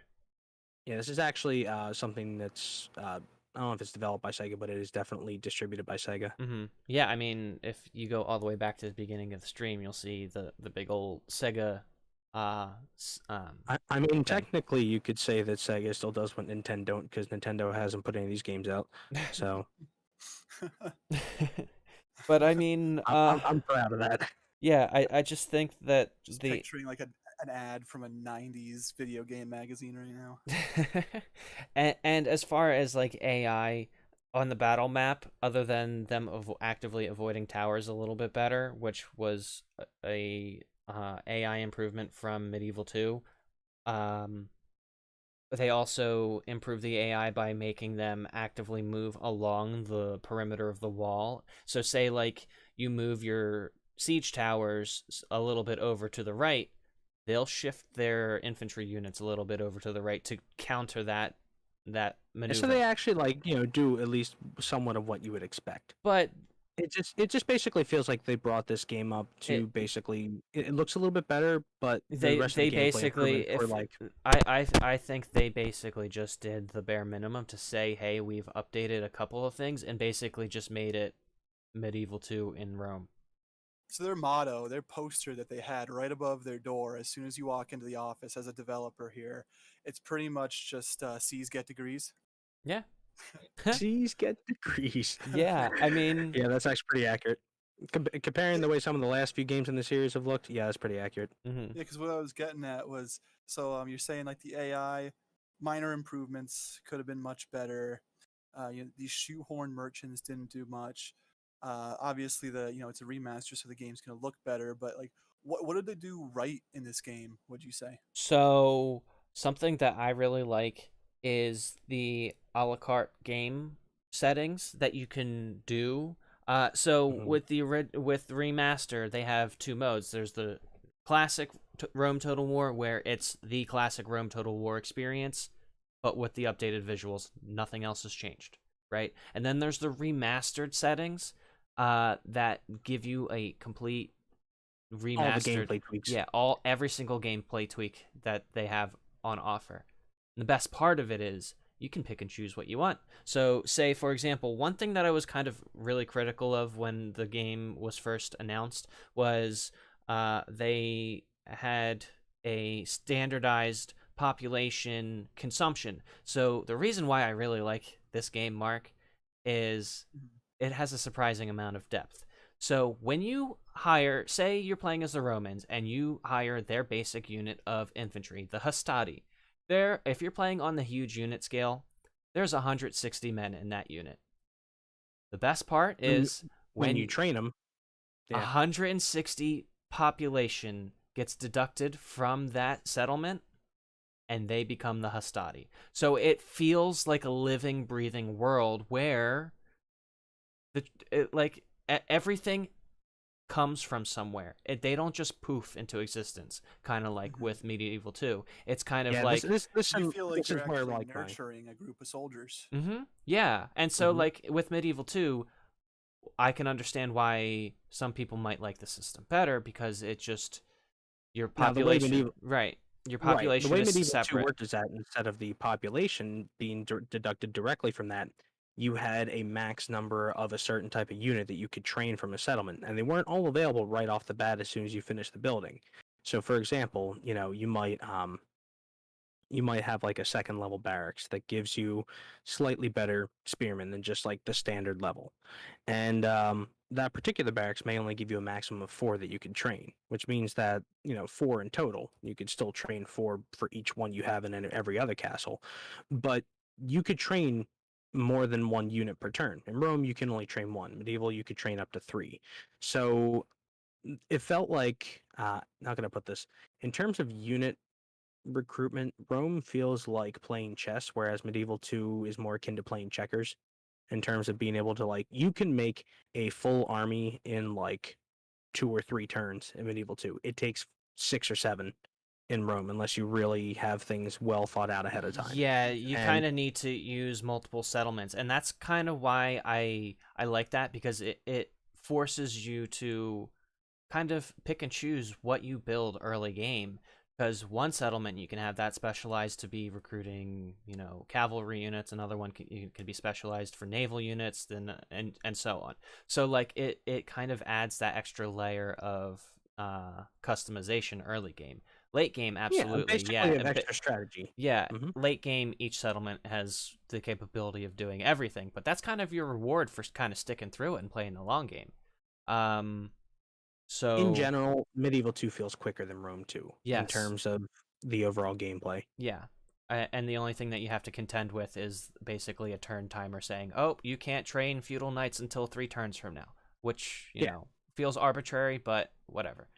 There again, in history, you're talking about people who trained for what 14 years of their life, from age 7 to 21, I think it was. Yeah, and Rome kind of focused on They're mass produce. They're Yeah. professional soldiers instead of nobility. Well, yeah, and I mean, Rome focused more on kind of like the mass production. They did take time to train their soldiers, but they trained them on the go. Like they would make them march for miles a day, twice a day. They were responsible for all of their equipment. So I mean, Post Marius reforms are responsible for all their equipment. right, See, Joe, I know some things. right. So yeah, and Can't forget those reforms. yeah. Well, that So, actually plays a point in this game too, because at one point in time in Roman history, they made a major reform to their military, the way it was structured and the kind of troops they had. So that actually even plays a part in this game too. Once one of your settlements hits a particular population size and it's upgraded sufficiently, you wind up changing from the older troops to the newer ones. And one of the issues I have with the game itself is that it leaves your older troops, but you can't retrain them, and you can't train more of them. And so instead of changing them over, it just leaves you with them. So they're basically just a resource you exhaust until they're gone, and then that's it. I do have some issues with that personally as a gameplay aspect, because it basically feels like, well, now I just have all these disposable troops. I'll just throw people because I can't do anything else with them. Front lines for them. Yep, pretty much. yeah, I mean, they're all basic. cannon They fodder. or the opposite. They basically just become your garrison troops while you train up your new legionaries. Yep. Right. And I mean, I can understand why they wouldn't allow you to train them again, but I would have at Why least they would liked allow to... you to convert them is beyond me. Yeah, you should have been able to convert them, but I guess that would just make the flip that much faster. Well, and... see, this is one of those type of situations where I think the actual age of the game shows its roots, because I'm not sure I would have expected a game from 2004 to have the ability to do something quite like that, to like convert a certain unit type after a certain amount of time happens. It still kind of shows its age programming wise, and for them not to fix that for a remaster, I get what they're going for, but I would have liked to have seen something like that as a quality of life improvement. Mm-hmm. Yeah, I mean, but so Mark, to kind of go back to your question, another thing that I just really like about this game is it definitely feels like home. Like I told Ross this, it feels like I'm playing classic Rome again, but it looks prettier, you know? Okay. Yeah. Yeah.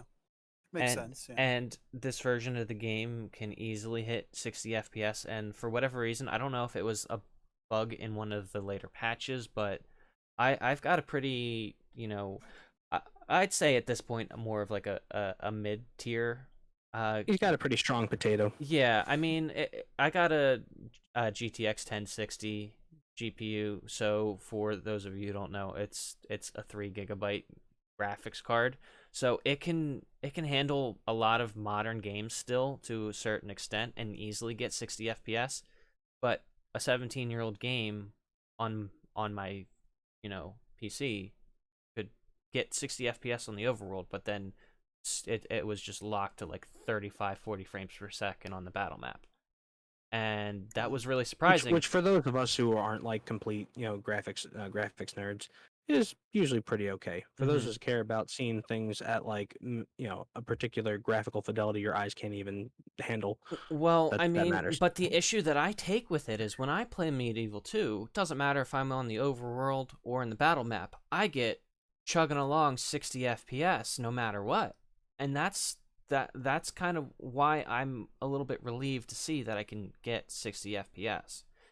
Sometimes depending on the amount of troops that I have on the field, because of the limitations of my rig, my FPS will dip down to 45, but even still, that's better than what I was expecting and what I got out of the original. So that's a big plus for me.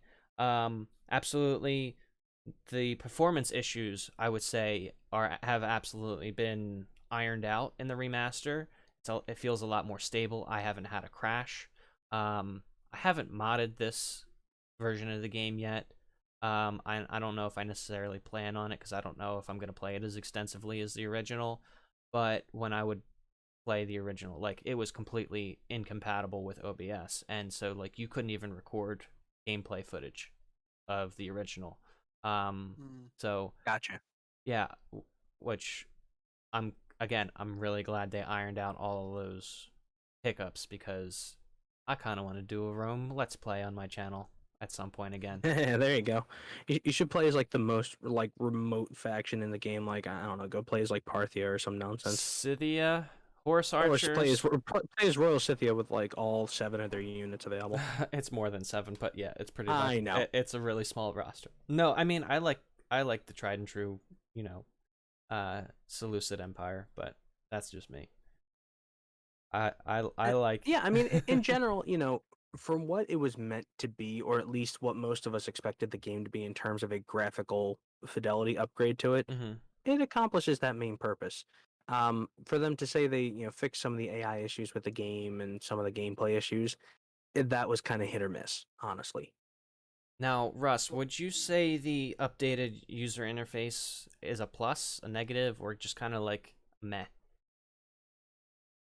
I would say in certain aspects it was a slight step forward. I like certain things like I like the ability to, see down the roster of all your settlements and like easily see the population numbers, easily see like the public order. Now, not that you can do that in other games, but I like the way it's listed so that you can see a whole bunch of them all in one instead of like going through having the icon of a city attached to it, so it takes up half the page. In certain aspects, I think the UI a little bit is a little labyrinthine, a little Byzantine, if you will.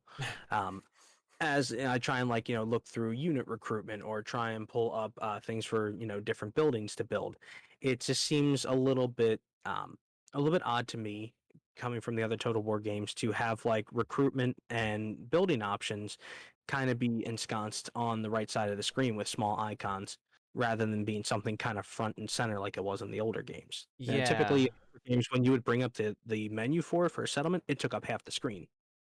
Took up either the right half or the left half. And you could, see things clearly. You could, go to whatever you're going to train and you could see them pretty clearly too. Here, I feel like the game was optimized for playing on a screen that's like, 40 inches, being able to see, things a little bit more comfortably. You get that super wide, boy. Well, kind of. I mean, my monitor is a 27-inch, which is not small for a computer monitor, but it's not huge either. And I'm like, just initially looking at first impression, like, that's a little small and a little out of the way compared to what it should be, in my opinion. And I mean, I play it on a TV screen. I think it's like a 36-inch TV, and it feels right. So yeah, I can definitely see why you would say it's probably more size optimized. I mean, I think you can change the UI scale in the options, Russ. So if you have so maybe I'm just complaining about something I could fix on my own. But yeah. if I could fix it on my own, it wasn't easily shown. Right. And that's kind of another thing that I want to talk about is the settings menu. Talking about the user interface in gameplay is labyrinthian.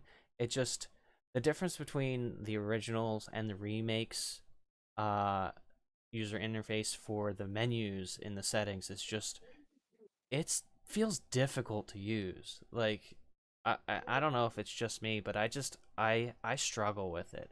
And the fact that, it just the fact that Russ struggled to he didn't even know that you could change the scale of the UI in the menu settings is just baffling to me. Like, it doesn't feel kind of fleshed out enough to be able to make you go, oh yeah, I can do that. And yeah, I think that's if it was me logging on for the first time, not knowing what I'm doing. Okay, yeah, I missed this option. There it is. But yeah, for someone like Russ who's been playing this for a long time, yeah, it shouldn't elude him. And see, that's the thing, is that, like, to me, when it comes time for a remake or a remaster with something like this, it obviously most people are going to go in expecting the game to run fairly similar to the original, so that they could basically sit down to the game, play it, enjoy what's new, but be able to pick it up easily because the game still feels like the original. Yeah, And that I muscle felt like memory has been turned on its head. Like, And I feel like the UI was where they decided to take a lot of liberties with it. Now, granted, it's kind of odd to lose half your screen's worth of space to see the overall when you bring up a menu for a settlement. At the same time, everything was right in front of you. Right. Now for what you're looking at like your settlement details down the bottom, and your recruitment and your building things are off to the right, and all your your finances are up at the top right of the screen, and all your messages are at the top left of the screen, and it's just like it reminds me more of like a HUD, like a heads-up display in a flight sim, than it does for the menu of an actual RTS game. mm-hmm. Yeah. Oh, Big control panel. Russell, Yeah. Yes. did you know you can't make custom key bindings? Or if you can, there's some key bindings that are locked, because it kind of triggered me that I couldn't use R and B in the, in the overworld when going through recruitment and settlement building, that I couldn't press R for recruitment or B for building. I have to press 5 and 6 for recruitment and settlement building each. And it's really hard for me to break that muscle memory because I've got so many hours in the original, and I'm not able to rebind those keys to R and B. And I for the life of me, I don't understand why.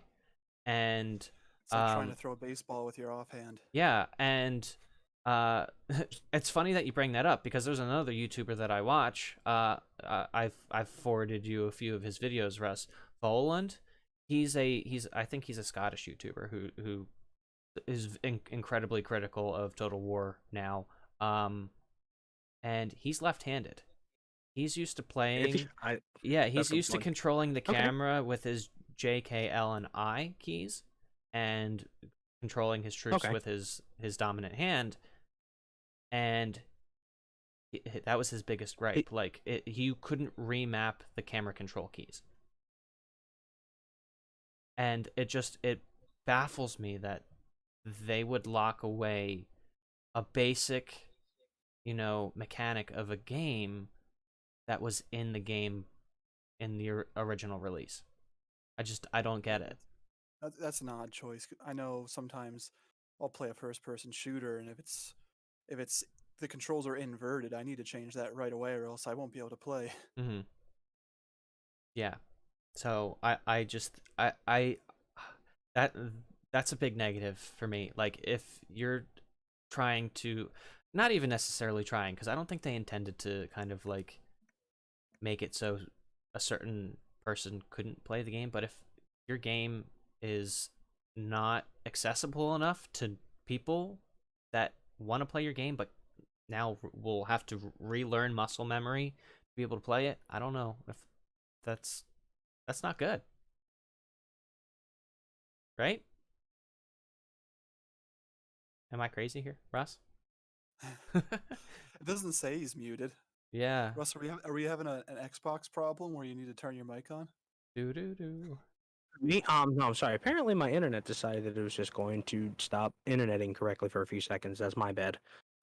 It said my time for the thing was 5,000 milliseconds. I'm like, that can't be good. So that was cool. No, I'm sorry, and it probably sounded like I barged in on saying things right in the middle of other people talking before then. Now that I realize it. No, you kind of just popped back into existence.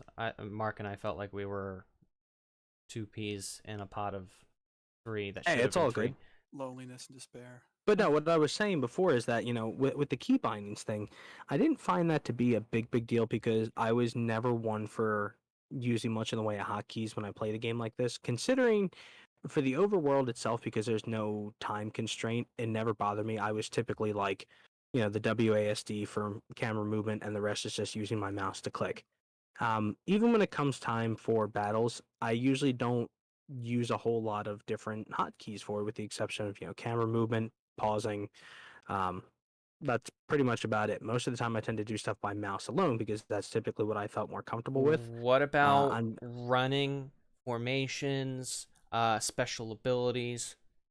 I usually tend to actually, instead of having them go into the prescribed formations, I usually tend to do my own formations most of the time. No. As in like special formations, as in like the wedge formation for cavalry units, or the testudo. Oh, you mean like a special ability? I Yeah, typically will trigger that on my own, so I'm usually juggling and multitasking when I'm doing that. but what I'm asking is, would you have used hotkeys or just the button click? No, I would click the button personally. Okay, so someone who would use the hotkeys in the original games just because it's Can't faster. change it. Ri- Yeah. Right. No, It, no, I it understand. bothers me that now I have to hold down Alt and then press 1 to be able to use the special ability. So to be able to have my Yeah, that general does seem use rally, kind of yeah. ridiculous. So why not let me remap that and be able to put that to F where it was originally? Well, Or see, this is one of yeah. those things where this is one of those things where a remaster should give you that kind of freedom to do things exactly how the original game did, and when they don't do that, it kind of feels like a thing that you were accustomed to has been taken away now. It just kind of feels like, oh, well, this is another thing on the list of things, reasons why not to like this game. Mhm. You know? Yeah, so I made the allusion earlier to this feeling like home. I'll add Yeah. on to that. It feels like home, but someone's changed the wallpaper and won't let you take it off. Oh, that's actually a good way to put it. I kind of like that. Yeah.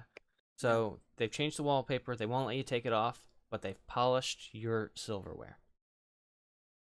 All right. I mean, You random, don't but know I'll whether to allow be it. pissed off or to thank them. Yeah, you're like, all right, this my silverware looks really pretty now, but Jesus Christ, can we do something about this wallpaper? Um, by virtue of the two, you just handshake them and headbutt them at the same time. Yeah, and that's why I kind of feel just mixed overall about Kind of this game. ambivalent about it. Yeah, I You know, mean, y- I the thing about it is that like, you feeling that way, and even me feeling that way to some extent with it, even though I don't have quite as many hours into the original as you do, leaves me a little concerned about what is probably the inevitable remaster of Medieval 2. mm, Um, I'm a little concerned about, although I will say one thing that's really nice. The remaster of this game had full Steam Workshop support, yeah, which is fantastic. Considering the modding community for this game and Medieval 2 especially, full workshop support is a godsend, especially for someone like me who's not the most well versed in installing mods, even though the vast majority of them are pretty much user friendly nowadays. As long as you can actually like read directions. Um, or follow you YouTube know, tutorials. that too. It's just really nice that like workshop support is available for it, and it makes the game that much more enjoyable and extends the life cycle of it because okay, well, the game's fun. Oh, well, let's see. Somebody actually like fixed this particular gameplay issue or made a complete total overhaul. It just makes you want to go back and play the game. Like for example, one of the mods I've enjoyed for Medieval 2 is called Gilded Vanilla, which basically is just a fixing and a slight improvement of the original game, which fixes the issue with units like pikemen, which were kind of bugged in the original game. So, to go back and do that is kind of like playing it with a fresh new coat of paint, but it's still the same old building, to borrow your wallpaper metaphor of sorts. Mm-hmm. Yeah. So And that's it's funny too. Well, I was going to say, Joe, do you have any other aspects of the game you want to talk about there? yeah. So there's another like, it has to do with added in mechanics into the game, and they're purely cosmetic add-ins. So I've noticed just in playing, they've added in the missile trails, which I kind of like. I always thought they looked kind of cool in watching more modern Total War games where I have mixed feelings about it, but that's yeah, just me. yeah, and I can understand why too. I I think the game looks purer without them, and it feels more like classic Rome. But I don't know, man. I just think they look cool, and that's just me. So take it or leave it. And You know what I like in this too? That whole issue about like, I think it looks cool, but yet it's not as realistic. yeah, This was the same kind of issue people had with like Ocarina of Time going to Wind Waker. In that like the Wind Waker looked more cartoony, yeah, but the great irony of it is that like the graphics actually way outlasted the yeah. Ocarina of Time graphics. Wind Waker aged like a fine wine. Yeah. Now I'm not going to say the missile trails are going to age like fine wine, but if it's a personal preference thing and you enjoy them or you like them, I'm not going to tell you, hey, you're dumb for liking seeing trails in the air behind your missile units. For sure. It is what it is. I mean, you can essentially see that when you have like bowmen using flaming arrows, you're seeing flames flying through the air on an arrow. Yeah. It's the same concept. Um, I think the only thing I didn't like about it in the newer games was that it basically felt like they were just kind of lobbing projectiles. Here, they felt faster than in the newer games, which Yeah. made more sense because, unless you're shooting straight up in the sky, a bow doesn't lob an arrow towards an opponent. It shoots it towards an opponent. The missiles feel like they have actual physics again. And yeah, like actual physics and punching weight behind them. yeah.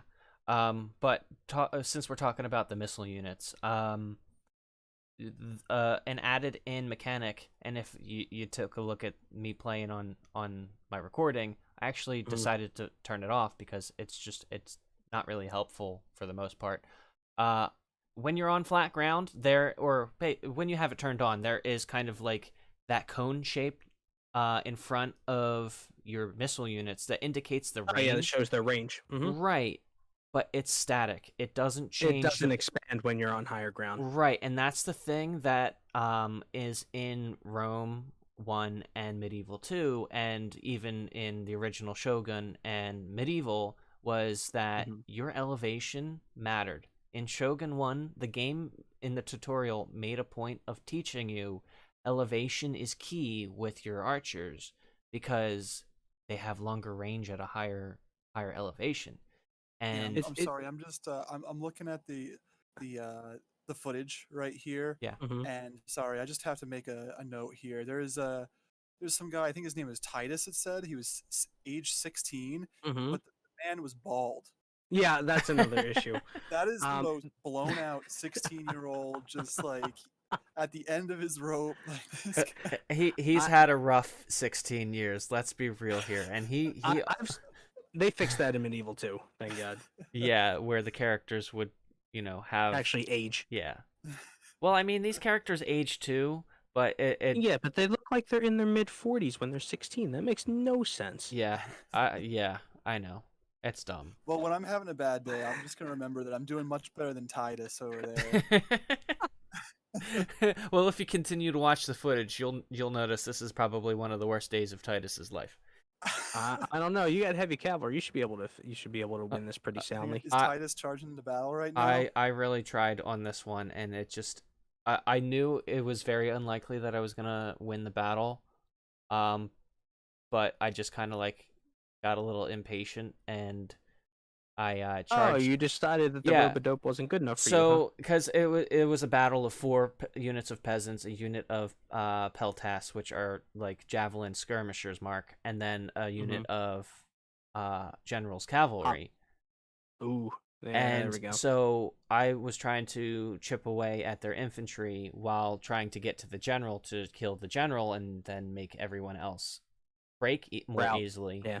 But by the time I was able to get to the general, I was more worn out than he was, and he made my general, or my only unit there, Titus, kind of break.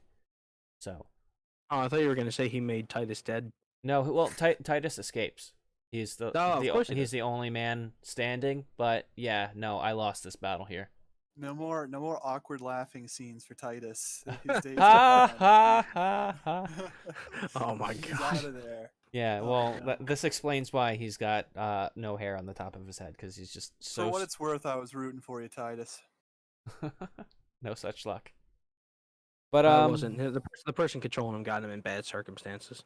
That's it. That's his fault. But yeah, so just to circle back to that conversation about those projectile range, like the reason why I turned it off is just because it doesn't tell you what you need to know, so it's less clogging up your screen. Like it's just less of it feels more clean without those range or that cone there in front of the units, and it's not there unless you press the space bar to view your troops. But if you're like me, you're constantly checking your troop placement. You're making sure that everyone's facing the right way, because I'm a little bit of a perfectionist when it comes to my troop placement. Like I've even gotten to the point, Russ, where I have started to mimic like traditional Roman battle tactics of like lining up my troops and whatnot, and have them. Oh boy. Yeah, no, and it's worked out kind of nice. Yeah. Yeah.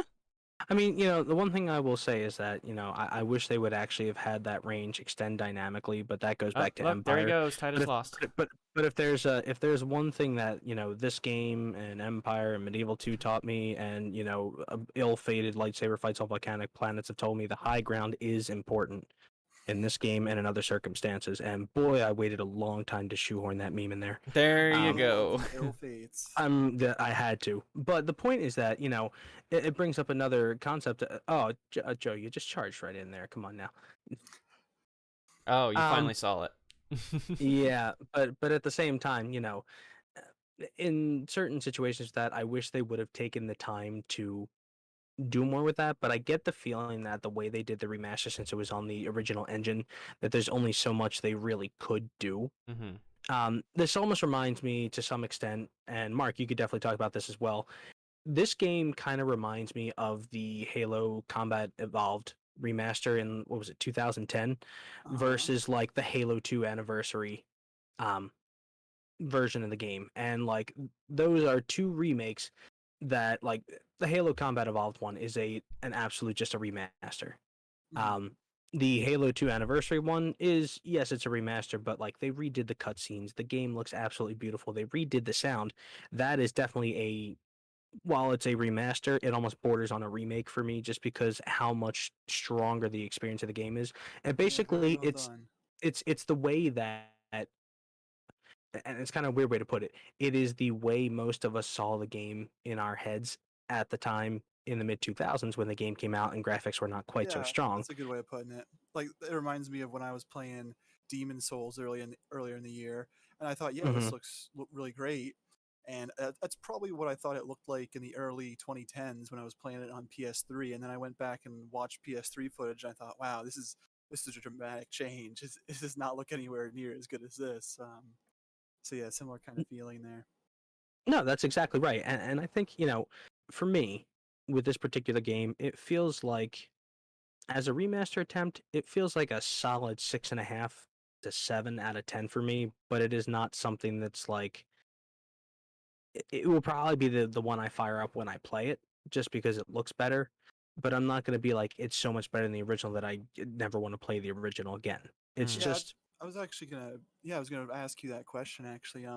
Because you're saying like, it has the graphical update, didn't do as much as you wanted it to do. I was gonna ask you guys if you feel like this is the definitive version. I know, like, you'll always have the original; it'll have a place in your heart, and kind of like how we were talking about earlier, where even though RE2 is like, the remake was incredible, and did so much stuff different than the original RE2, there are still situations where you're definitely going to go back and play the older one.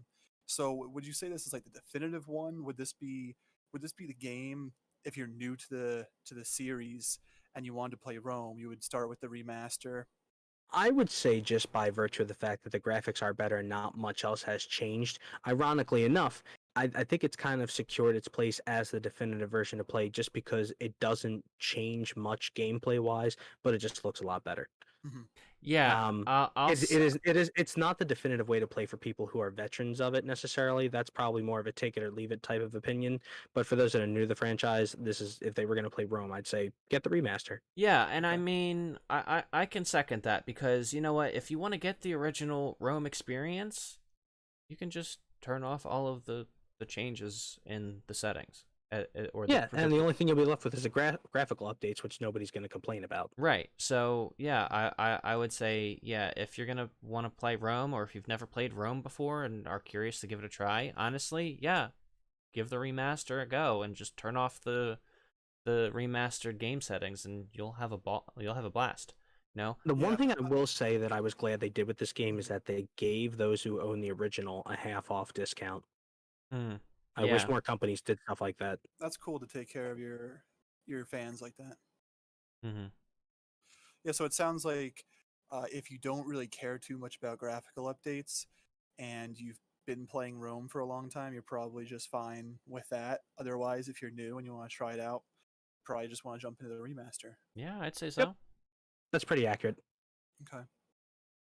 Yeah, I mean, like I said, for me, it's like a solid 6.5 to 7 out of 10. I mean, Good. I don't know. Not spectacular, but not bad. I don't know if I would rate it that high. I'd probably go like 5 to 5.5. But I mean, when I tend to think of, like, average for games, I mean, average, most of us would think, Okay, well, 5 out of 10 is right in the middle. That's average. I usually tend to think of like 6 to 7 as average because most of the time, and I'm probably basing that concept of scoring a game like that off of like my younger years, looking at like Game Informer reviews or like Yeah, IGN reviews. yeah. You usually don't see things getting too far below a 7, so 7 Right. kind of becomes your baseline. Yeah, I Yeah. mean, and Anything below that is like, is pushing it downward. yeah, and it's that the reason why they do that is because they're basing it off of the the grading system for school, because it just makes it a lot easier to understand and kind of gauge Right. the No, quality. and that's a great point.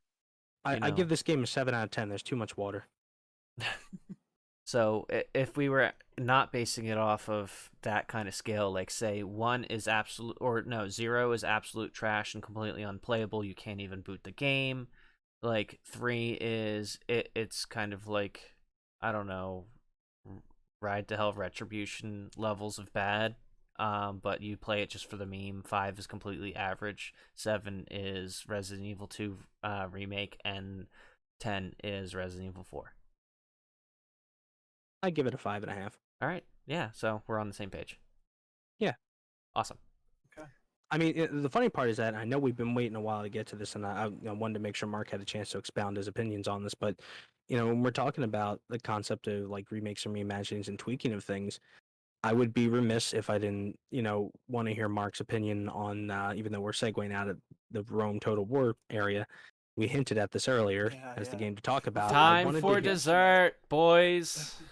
Before you mention that, I do want to touch upon what you were saying earlier with the absolutely Halo 1 Halo 1 anniversary. Mm-hmm. I did want to give that a quick honorary mention as being a really cool remaster, because I thought it was awesome how you could just hit one button and go back. Yeah, to you the could toggle back and forth. That was Xbox cool. Graphics. Mm-hmm. So yeah, just a quick aside there in our segue period here. I always thought that was pretty cool. No, actually, you make a great point. I wish more remasters allowed you to do that because, it's kind of tough because if you're not constantly playing the older game, you kind of have there's like a state the game actually exists in, and then there's what your nostalgia memories kind of cloud and make your experience of the game based off of the graphics of the time or the technology of the time look like. And to me, playing the original Halo, even though by comparison it looks like Polygon City with a guy that has an assault rifle, compared to modern games, even the remaster of it essentially looked essentially like what I felt the game was in 2001, 2002 when it came out. Yeah, it came out in. It wasn't like I was looking at like, wow, this like absolutely blows away what the game felt and looked like at the time. No, it basically feels like what the game felt like at the time, and it looks like just a more modern looking version of the original one. Yeah, that's so, why. Yeah, just an honorary mention there. I thought it was cool. Just at the click of a button, you can see past and present. That was a cool option. Absolutely. Yeah. So well, here comes the dessert, I guess. Mm-hmm. Yep, the waiter's bringing it over on a gold saucer. So, like I said, I'd be remiss if I didn't let Mark talk about probably one of the biggest remakes of the past year and probably the next 20 years. Is going Because to be it took the them Final so Fantasy VII remake. Yeah. So, Mark, Yes. I'm going to allow you to go ahead and take this away. Wow, allow him to take things away on my own podcast, Russell. You're welcome. Welcome to the podcast, Joe. We're lucky. You're lucky we're going to allow you to stay. All right, folks, welcome to Marcamune Cat Productions. We are going to talk about some Final Fantasy VII Remake. Yeah. So, this is one that I was waiting for a long time, like a lot of Final Fantasy fans were. And, oh man, just such a long wait. I mean, ever since they teased it with that PlayStation 3 tech demo before the PS3. I remember people lost their shit. Oh yeah. But they actually showed a demo of that before the PS3 came out? Yeah, it was the opening scene where the train pulls up and Cloud just leaps off Midgar, right? Yeah, and Cloud leaps off of the train. And then that's all it was. Yeah, and it cut to black and that was it. Yeah. Now, see, here's the irony. Like, you guys grew up without Nintendo stuff. I grew up really without PlayStation, so I learned it all kind of vicariously through the two of you. Mm-hmm. Yeah, we'll get you in there eventually. Yeah, if it ever comes to Xbox.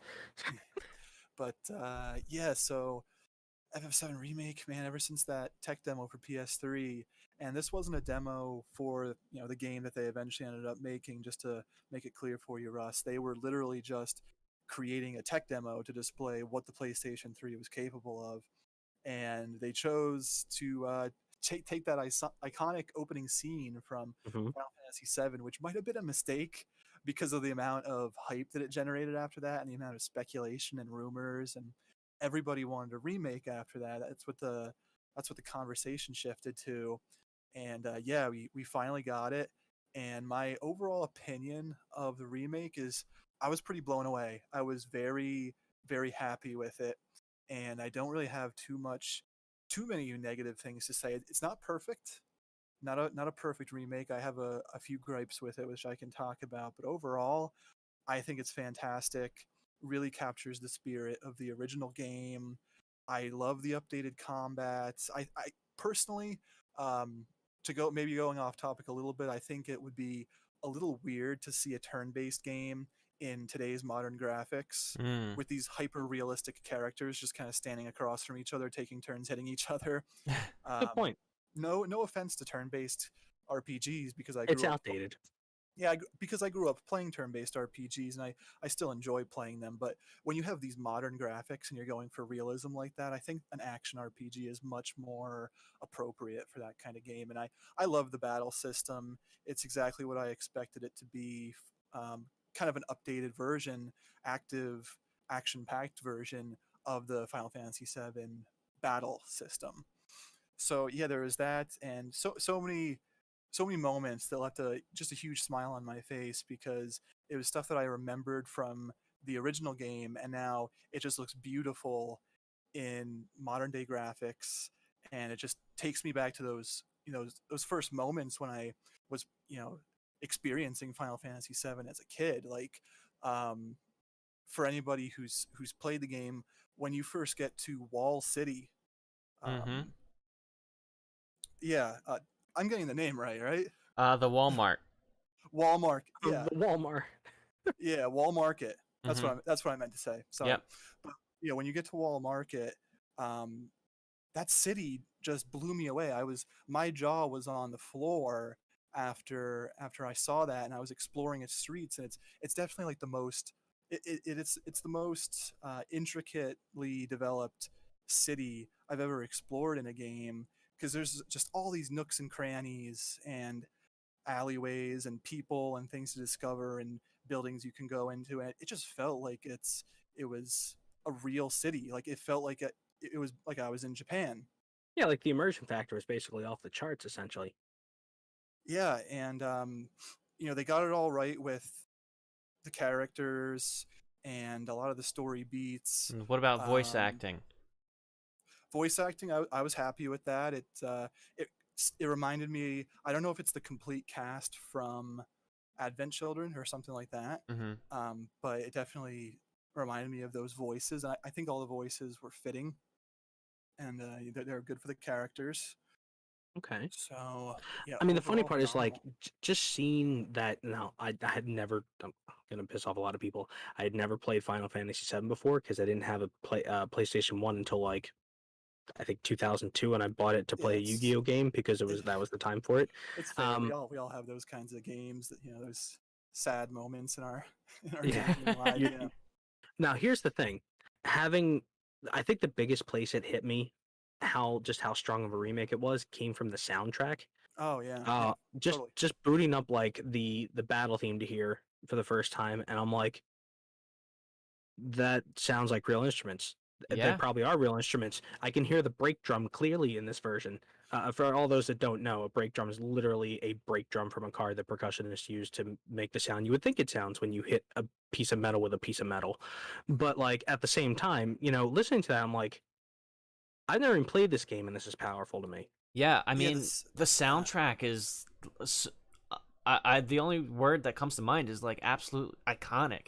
You know, Mhm. I Well, I'll given the composer, I'm not surprised. yeah, I mean, I've been listening to like piano renditions of the soundtrack ever since I went and actually gave the game its fair shake because for the longest time, Mark, and you know this, I've Yeah. considered Final Fantasy VII a tad bit overrated, and I didn't understand why people liked it so much, and uh I recently did give it its fair shake because I bought it on Steam, and I was just like, you know what, I'll give it a try. You know, Mark keeps talking about this game, how great it is, and I wanted to give it its fair shake because I saw how good FF7 Remake looked, and eventually when you know, either it comes out on Steam or the scalpers stop buying PS5s, I'm gonna pick up Final Fantasy VII,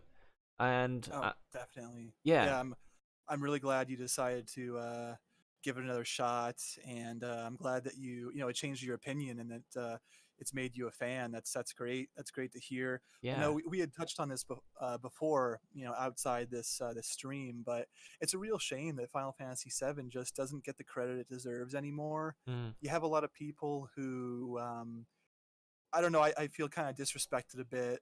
A lot of people like to say that FF6 is the best Final Fantasy in the No, series. they're 16-bit hipsters. Well, I mean, Final Fantasy VII did what the others couldn't at the time, and it was the first one to be in full 3D and look and sound and play that good.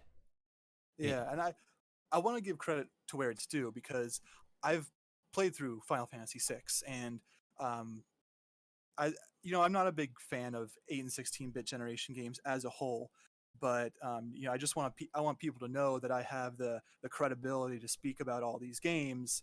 I've played through many of the Final Fantasy games. I've played through most of them in the numbered series, aside from the 13 trilogy and like some minor spin-offs and 11 and 14, which are the online titles. I have beaten all the numbered games. Hmm. But Mark, this is So most important. Did you beat 10-2? that is one of the spin-offs yes, I did beat that game. Yes. We're gonna have to have a different pod. We're gonna have to have a different episode talking about games and maybe 10-2 will be brought up in that conversation. I don't want to go on a tirade now, but I just want to let you know, I take this seriously. Final Fantasy is my favorite series. I gave FF6 the attention that it deserves, and it's definitely groundbreaking. It does a lot of cool stuff.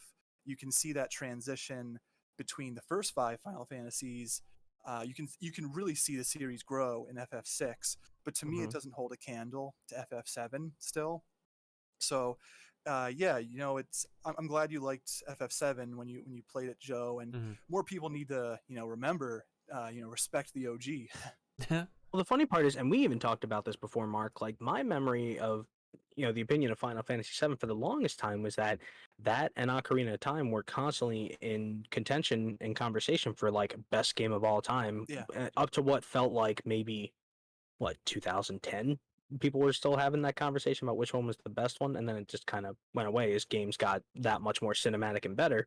Yeah, But at the started to same time, devolve, like, yeah. yeah, I mean, that to me was like if you were going to play a Final Fantasy, that's the one you played. That was, I had Sure. friends of mine who, were big fans of Final Fantasy V or Final Fantasy IX as well. Oh yeah, Final Fantasy IX is a fantastic game. That's an underrated game right there. That's Mhm. an incredible one. And the thing is that, Yeah. like, to me, but if I was going to pick one to play, the one I would have to play would more than likely be 7, because that's the quintessential. It'd be like if somebody said to me, all right, which Legend of Zelda game do you want to recommend for somebody to play? Go play Ocarina of Time. Or, Right. Yeah. that's kind of how I felt about it. Yeah. As of right now, just like full disclosure, May 21st, 2021, my top 3 games, FF7 is at the top. Ocarina is my number 3. Nice. Mm-hmm. Number 2, Witcher 3. Yeah. Good choice. No, actually, you know what? That game has earned its praise, and is half the reason people even like gave whatchamacallit, gave Cyberpunk a chance and gave CD Projekt Red at least a slight amount of benefit of the doubt before they dashed it upon the rocks. So Yeah. So Where does Yeah, Snake love Eater both games. fall on that list of best games of all time? Oh man, yeah, it's so tough to say because every now and then I think about what would my top 10 games of all time be, for example, and I really don't know. Beyond that top 3 that I've narrowed down, I really don't have it ironed out Mm, because there are just so many to pick from. It's And there's it's some, it's like picking your favorite kid. yeah, and there are a lot of games where I'll talk about and say, like, oh, this is so good. This is a top 10 caliber game, like the first Mass Effect. For me, that's a top 10 right there. Oh yeah, Um, absolutely. The Last of Us 1 and 2, I would put 2 above the first one. You know, Okay. Really? however you interpret this, top 10 games right there. But I don't have like a numbered ranking in order beyond those top 3. That's all I have ironed out right I now. think that's a fair point, given the fact that like so many of us, our top games are of multiple different genres, so it's tough to put them in It's a particular numbered order. right, and you're comparing when you have experience with a wide range of games Yeah, like we do. It's tough to compare. It's like apples to oranges. So like I can't compare like Knights of the Old Republic to playing medieval to Total War. That they're absolutely it's yeah, apples and pomegranates basically. and you can't compare those two to Star Fox 64. You Yeah, know, one game exactly. Star Fox 64. You know, you love it. I know Hmm. that's one of your favorite games, and Oh yeah, you can beat that in one sitting. yeah, Compare how do you compare that to something like Rome, where you can spend over a decade playing it and still have stuff to do? exactly. Yeah, And that's the thing is that it's such a tough conversation to pick like what's your favorite. I have multiple favorites. yeah, but Even Yeah, you kind it's of have it's to narrow it down to genre first, and then you go, okay, exactly. here's my yeah, maybe favorites. one day I'll narrow it down to genre and then get a better sense by genre what my favorites are. But getting back to FF7 Remake, Hmm. we were talking about the music before, and yeah, of course, you know, even the original had that iconic soundtrack. The remake definitely followed through with that. But also, one thing that I wasn't sure how I felt about it when I was playing through the game is some of the other tracks, like, it's funky. You know, some of these Yeah. new interpretations of these new tracks, it's like I see the name of the songs when they pop up on the screen, and I recognize them, but they're totally reworked. And in most cases, a lot of these songs that I used to just recognize as like MIDI files, and like Hmm. when I listen to them, a lot of them have been reworked into different genres of music, even. So that's kind of like the unsung hero of the soundtrack for FF7 Remake. They did a cool thing there with taking a lot of those tracks and putting their own spin on them. That's a good way to put it. I mean, that's kind of the way I felt about like Pokemon Gold and Silver was that despite what I felt about the gameplay in certain aspects, the music was one of the highest points of the game because not only were the new tracks in the new areas fantastic, but the remakes of the original tracks were very well done. Some of them changed genres to be completely Mhm. more funky compared to the original, or to be as more calmed down the original up tempo version, and hearing it that way, it's like this really lends something to the game that makes it absolutely enjoyable to play through. Yeah, same And thing right there. Yeah. yeah, I mean, the funny part, and I have to ask you this, a good bit of the remake soundtrack, does it sound like what you would have expected the original to sound like if they were using real instruments at the time?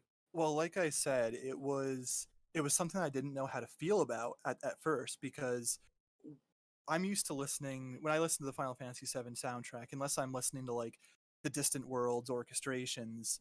Mhm. They didn't cover every song on that soundtrack because it's a massive soundtrack for the original game.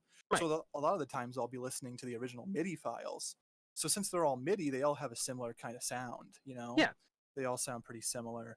But now in modern times, they can put music in games that sounds drastically different when you compare track to track.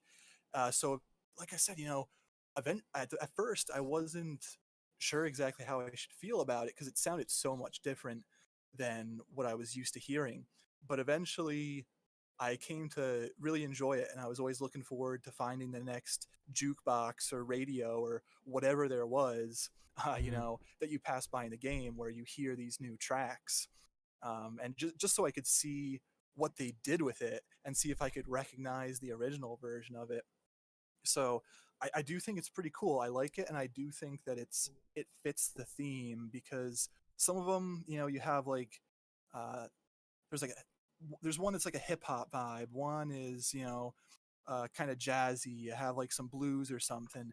Hmm. But basically, they cover a lot of ground with the music that kind of meshes really well with the setting of Midgar and being in the slums, and Okay.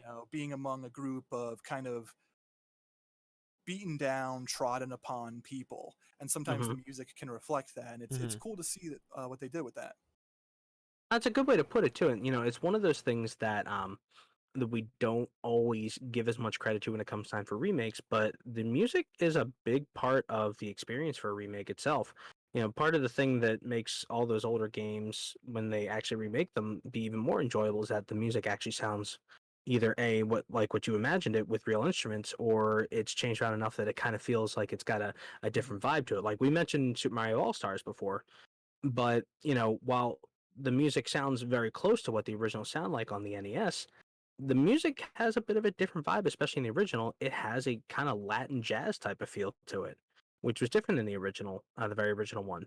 But it's kind of cool. It sets that stage for like the sound you expect out of something like Super Mario World, Yeah. which was also for the same system. So that music part of it plays a big part in the experience, more than I Yeah. think some people give credit for. Yeah, music is definitely an unsung hero in games, and I'll stick to this.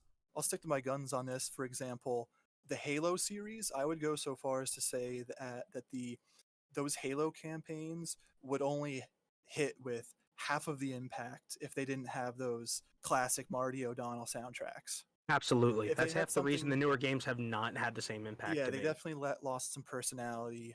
Still some good music, but definitely not the same. And yeah, I would say it really does lend to the personality of the game. Well, I mean, Absolutely. it goes to show too. Like, take Resident Evil 2 remake for example, they basically omitted the soundtrack to a certain extent, and it just feels empty without that music. And you can put the classic soundtrack on if you either pre-ordered the game or spent extra money. Wait. Are you telling me X Gonna Give It To You isn't in the soundtrack? I thought it was. But yeah, Should be. no, it didn't feel right, and even with like the classic soundtrack, it just felt out of place because it felt like I don't know how to describe it other than like loopy. Because like the menu, you're pressing buttons in the menu, and it's like bloop bloop deep doop doop doop, Yeah. And it I just love those classic bleeps and bloops from the Resident Evil menus. yeah, and it didn't feel like it fit well with the original or I mean the remake. But then again, we said that's not a remake. That is true. I mean, it kind of showcases kind of the fluidity you can treat those terminologies with, those different terms with. But it's and now there again, I don't know a huge amount about Resident Evil in terms of how the soundtrack of the game itself, besides just the general story beats. But was there actually much in the way of actual different tracks and stuff in the original game, or was it more Mainly for ambient sound? ambiance. Yeah. Okay. I mean, Yeah, because I could those definitely save understand rooms- like. well, Okay. when you would go into the save room, if you were playing on the remastered or the remake soundtrack, it would only play once, and that was the first time you walk into a save room, and then it would But never. that was it? And then it would never play again. It was just dead See, silence. that doesn't make any sense to me. Like, I can understand from an artistic standpoint. You're like, well, it's a survival horror game. Essentially, we want to make the game basically like you experience all the different parts of it, and therefore, like you experience the eerie silence. But at the same time, Yeah. I think in a game like that, having the ambient soundtrack in the background actually serves to enhance the feel of it. Like just low singular ominous tones can do more to unsettle a player than an actual setting can do. Yeah, and the thing with the save room music in all of the Resident Evil games, it's kind of like that weight has been lifted off your shoulders, and you can finally take a breath. This is my safe haven. Absolutely. Even though the save room music is also kind of creepy and ominous Yeah, most of the time. and my At favorite. least you know the connotation. Like, It's a lot less creepy than what's outside the save room. Yeah, Absolutely. Yeah, and my favorite save room, not counting Code Veronica, is Resident Evil 3, the original Resident Evil 3's save room music. It's just it hits hard because it's exactly with what you said. It's less creepy than what's happening outside the save room. It just punches home with the feeling of anything could be right on your tail the moment you step out that door. And it's Absolutely. it's right. It's awesome. Yes. So, I do want to bring it back to FF7 Remake a Go bit for it. and touch on that some more. Now I know Russ, you've never played it. Joe, have you? Sorry, have you played through that game? Have you played it yet? Have you beaten it? FF7 remake? Yeah.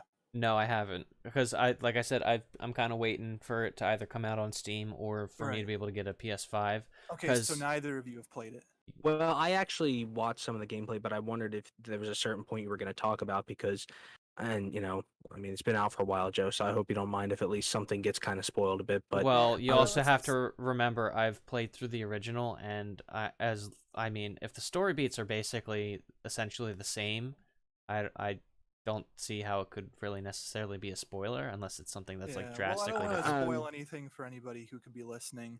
But yeah, I just wanted to, because I mentioned that I wasn't completely happy with everything in the game, and Mhm. I've talked about a lot of the stuff that I do love about it, and overall, it was a fantastic experience. But I did have a few gripes with it. Two of them are kind of minor, and one is um, not really the game's fault. But the first gripe, pretty minor, but the fact that it's part one and not the whole thing, that's one gripe. Agreed. Episodic, yeah. Yeah, the episodic nature of it, kind of annoying. I mean, I'm a huge fan of it, obviously. So they could release it in 5 parts for $100 each, and my dumbass is still gonna buy it all. But I wanted the whole story in one package. But we just got part one. We got the Midgar section of the game, which is pretty much disc one of Mhm. the original game. That's one gripe. Second gripe I have with it is the side quests. I found the side quests to be really weak. They feel like those generic side quests that don't really have any meaning in games that I'm sure both of you have played before. Oh, you mean the Breath of the Wild side quests? Well, Or I've the never played Skyrim side Breath of the quests that Wild, are Take my like so take my generated. word for it. yeah, so I can't speak too much on that, but I like to describe side quests like that as kind of like what you would expect from an MMO, where Filler. they just cram so many thousands of quests in there that Mhm. they don't even resemble anything interesting anymore. It's pretty much someone telling you to go here and do this, and then you're rewarded with X. Yep. So it's Um, like one of those Skyrim-y like generated quests where it's just like, oh hey, go to this generalized location, kill bandit, or right. and then come back. Right. Exactly what you're saying.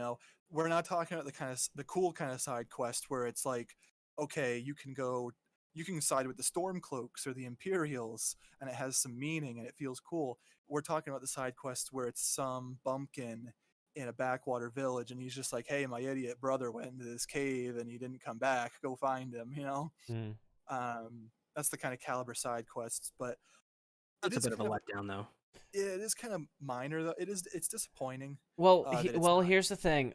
From my understanding, the reason why they're making it episodic is because they want time to be able to develop this game fully and completely and to what people expect, right? So Yeah, why not use that time instead of making those dumbass side quests that are basically meaningless and just are intended as time fillers to, you know, develop the game? yeah, Because yeah, true. I'm sure that took time away from development and took resources away from development. Oh, I'm sure. Yeah, Well, but actually, that brings up a point that I wanted to ask you about, Mark. And I know I keep cutting you off here, but would you have enjoyed the game more if it was the caliber of, fidelity of upgrade, but without anything really added like the side quests that have been added in? Or do you enjoy the fact that they tried to flesh out the game more? I enjoy that they fleshed it out, and that's definitely one of the things that lent itself to me to make me really enjoy the game as much as I did. They did expand it, so yeah, I can knock it for being part one, but I really respect the hell out of them for making part one really dynamite. You know, in the original game, you're not spending nearly as much time in Midgar. So you're getting to explore this city and do all this extra stuff, and it builds the world up for you even more than the original game did. It does more justice to the original content than the original game did, and you just get to see more of it. It's just more, and not all of it feels essential, sure, Mhm. but it feels more fleshed out. Yeah, and I mean Okay. more world building is never a bad thing Yeah, it's because exactly. it Yeah, makes the game world feel alive. yeah, for sure. So if you ever play the original game and you're just wondering, oh, what would happen if I could go off of here and do this more? What if this city or this town or whatever was fleshed out a little bit more? What would that look like? They took their time with this game, and for what it is, even though they just focused on that first part of the original game, they really knocked it out of the park and made the city feel really fleshed out and really intricately crafted stuff that they put on display there. That's So kind of nice to hear because it's nice to hear that a company is actually like, taking a beloved game and not just doing a quick cash grab out of it. Although I'm sure there's some people that would say doing it episodically is kind of a cash grab too. Um, but it's really nice to see that they're like kind of taking the stature the game has with the fans and deciding we're going to make this an absolute ridiculous experience to the point where like this will be an absolute definitive version. There's no doubts what the best version of this game is. yeah, and so even though the side quests were a bit of a letdown, I wish that they would have brought them more up to snuff with the rest of the package. It would have been nice if they found a way to write some scripts for those side quests that made it so that, I don't know, maybe you learned something new about a character, or it gave you an opportunity to explore a new part of the world, and it Just make didn't it just more feel like, meaningful is what I'm yeah, hearing. Just exactly. more and more. Yeah, I wanted it to be a bit more meaningful, and maybe it's just because the rest of the game is so fantastic that those stick out as being weak points. But it's it's kind of minor because there aren't too many side quests in the game. It's Mhm. not loaded with side quests like a lot of our other RPGs are, packed with filler. There aren't too many of them. So I still enjoyed playing them even though they weren't meaningful because it was a reason to play more Final Fantasy VII Remake. You Fair know, point. it gave you a reason to go here and kill something. It didn't matter if you were like getting a cat out of a tree or something. There actually is, I think there is a quest where you have to go collect some lost cats. Anyway, it doesn't matter because it's an excuse to play more of the game. And even if they wrote this game up into chapters, and even if some chapters were maybe less story intensive and it was more so just moving through an area, like going through one of the sectors or going through a sewer, going through like the subway station, just kind of like to bridge two parts of the game together. It still felt fun because it's just a fun game to play, even if it didn't feel as necessary as other parts.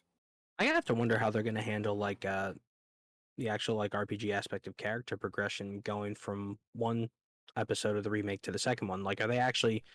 I'm not sure if they released any details, but I would certainly hope that they'll allow you to kind of link your character from the progress you made from the first one to the second one, a la like That'd be Mass Effect nice. 1 to Mass Effect 2. Yeah, I like when games do that. That could be, or maybe they'll just start you at level 1 and scale things accordingly. Could do that too. Yeah, I don't know. and what But would they do if you jump into part 2 first? yeah, How do they yeah. handle something like that? I would imagine probably handling it like the same way like The Witcher 3 handled the story of the first and second ones, which is kind of like either A, give you choices as to how you handled certain things, or B, just kind of explain it by you being dropped in and immersed in the aftermath of those stories. Yeah, kind of just like simulate what could have happened and kind of just like randomly pick. Yeah, I mean, honestly, that actually happened in like Knights of the Old Republic 2 as well. Mhm. During the very early part of the game, they kind of go over the events of the first game, but they let you make the choices as to what happens. So you can actually have like a completely anachronistic retelling of the first game, just by the choices you make. Mm. Which, Yeah, but as far as experience carrying over, I'm not sure how they're going to do that. That's something I think about. I'm curious how they are going to do that. So, yeah, I was talking about some of my criticisms of the game. So, being part one, not so bad because it's a double-edged sword because they were able to flesh out that first part really well, and you got to Mhm. see an even bigger picture of Midgard than you did with the original game. And Yeah, and I mean, I'm sorry, Mark. And also with like the teasers that they're showing for this next part that's coming out, it looks like they're fleshing out Yuffie as well too, because in the Yeah, original game she was just an extra side character that you didn't actually need. yeah, you And didn't even need to get her on your team. You could yeah, have missed all that stuff. yeah, and so it's nice to see that they're fleshing out a character that was once optional. So Yes, yes. I'm kind of excited to see what they do with Vincent if that's the case, because Vincent's Yeah. actually one of my favorite characters in that game. He's Yeah, very he's become. I yeah. think he's become a fan favorite. He even got his own spin-off with Dirge of Cerberus. Hmm. He's definitely a popular character. They're not going to give you the option to miss out on him. That's for sure. Yeah. They'd Um, be crazy to let you do that. yeah, or maybe they could put in some sort of Easter eggy thing where like he's still you still find him in the same place, but like if you leave the mansion without actually interacting with him, there's like, wait a minute, something happens and he actually joins you or something. I'm trying to be vague to avoid spoilers, but Fair enough. yeah, yeah, I'm excited to see the Yuffie chapter. That's gonna be cool. But I was leading up to my main thing that I disliked that they added to the game, and they put in these wisp creatures. I wanted to ask about this. Yes, Yes. yes, the wisps. Um, at first, throughout most of the game, they're just they're kind of randomly in there. They don't add a whole lot. I see them as a distraction, and Hmm. they didn't add much until they provide an explanation for their presence at the end of the game, Hmm. and I didn't like it.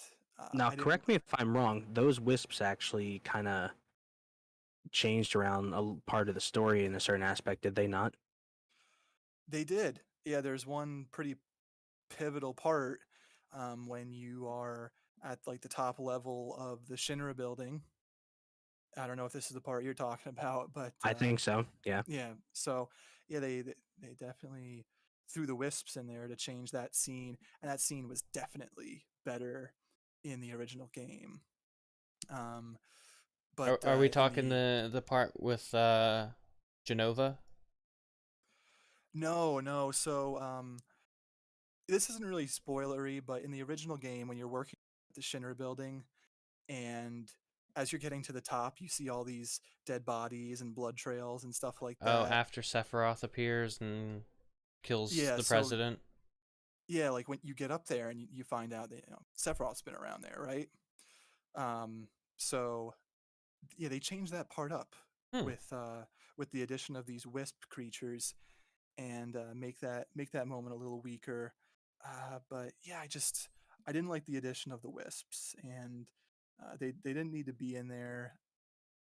If it kind of felt to me like when I first beat the game, like they were put in there just to give the end of the game more more oomph, to try and make it feel more epic and fleshed Hmm. it out, because it's not technically, it's an unfinished story. They're leaving Right. it off on a cliffhanger until part 2 comes out. So I think they wanted to add something in there that they could build up towards, just so people weren't satisfied with just so they didn't let the air out of the balloon at the end of the game.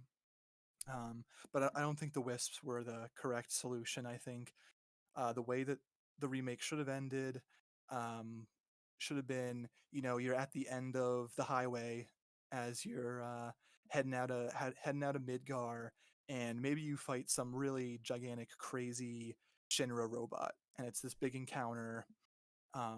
And that could be your end boss for part 1. Instead, they put in a different battle, which was fan servicey, and I kind of didn't like that they did it, but Oh, don't that's tell me my they did take. this Super Mario RPG. Oh, right. I don't want to ruin that for somebody here either. Never mind. Forget I said anything. You didn't hear a word I said. Hey, I beat Super Mario RPG the last time Uh, I was playing. did you find the secret boss? No, I didn't do any like this, all the secret stuff. Okay, then I won't spoil it. Forget I said anything. Well, I Yeah, mean, but Mark, I see what you're saying. I mean, I'm going completely based off of absolutely nothing. But in knowing what I know about the original game, maybe these wisps could be tied to, the clones of, Genova's clones, or like the reunion. yeah, or That's what I thought too, because they looked like kind of these cloaked beings. yeah, But or the way they that the game Or they could Sorry, be. yeah. They could also have something to do with, you know, just the life force in general, or the life stream. They do have kind of a more of a supernatural explanation in the game, and the way that the game interprets these things. Uh, like you were saying, I thought it was going to be something Sephiroth related, and these were like those cloaked reunion guys or whatever. Mm-hmm. But that just doesn't seem to be the case. Okay. But yeah, when you play it eventually, you'll have to let me know what you think about it. But um, yeah, Now, yeah. I was gonna say my question to you is that do you think they're actually using them as a means to kind of guide the story in a slightly different direction, or to kind of change around some of the things people expect of the story?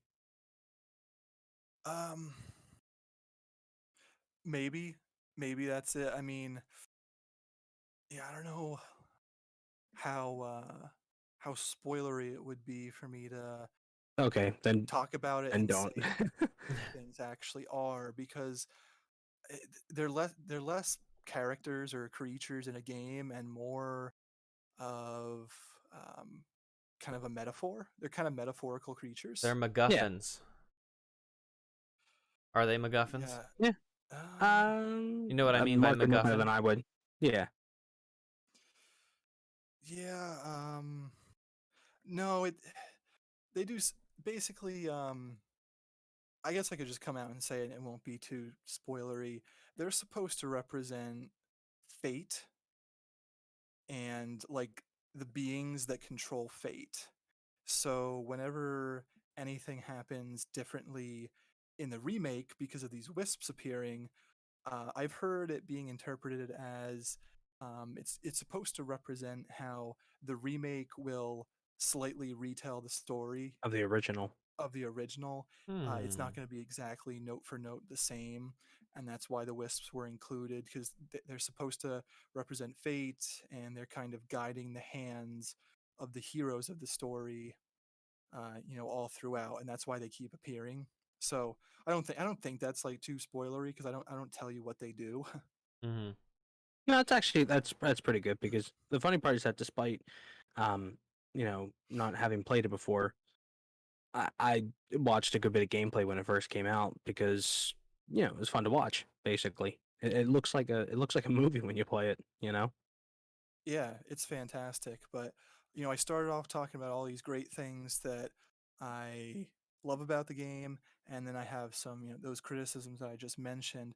So that led me to the next part of the discussion that I wanted to bring up. What would you guys say makes a good remake or reimagining? Like, what do you look for in it?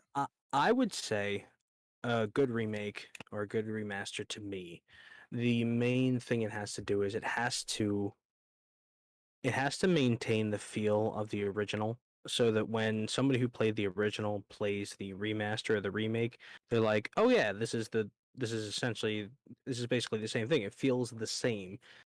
But find the spots where the original had shortcomings and make those quality of life improvements. And of course, a graphical update never hurt either.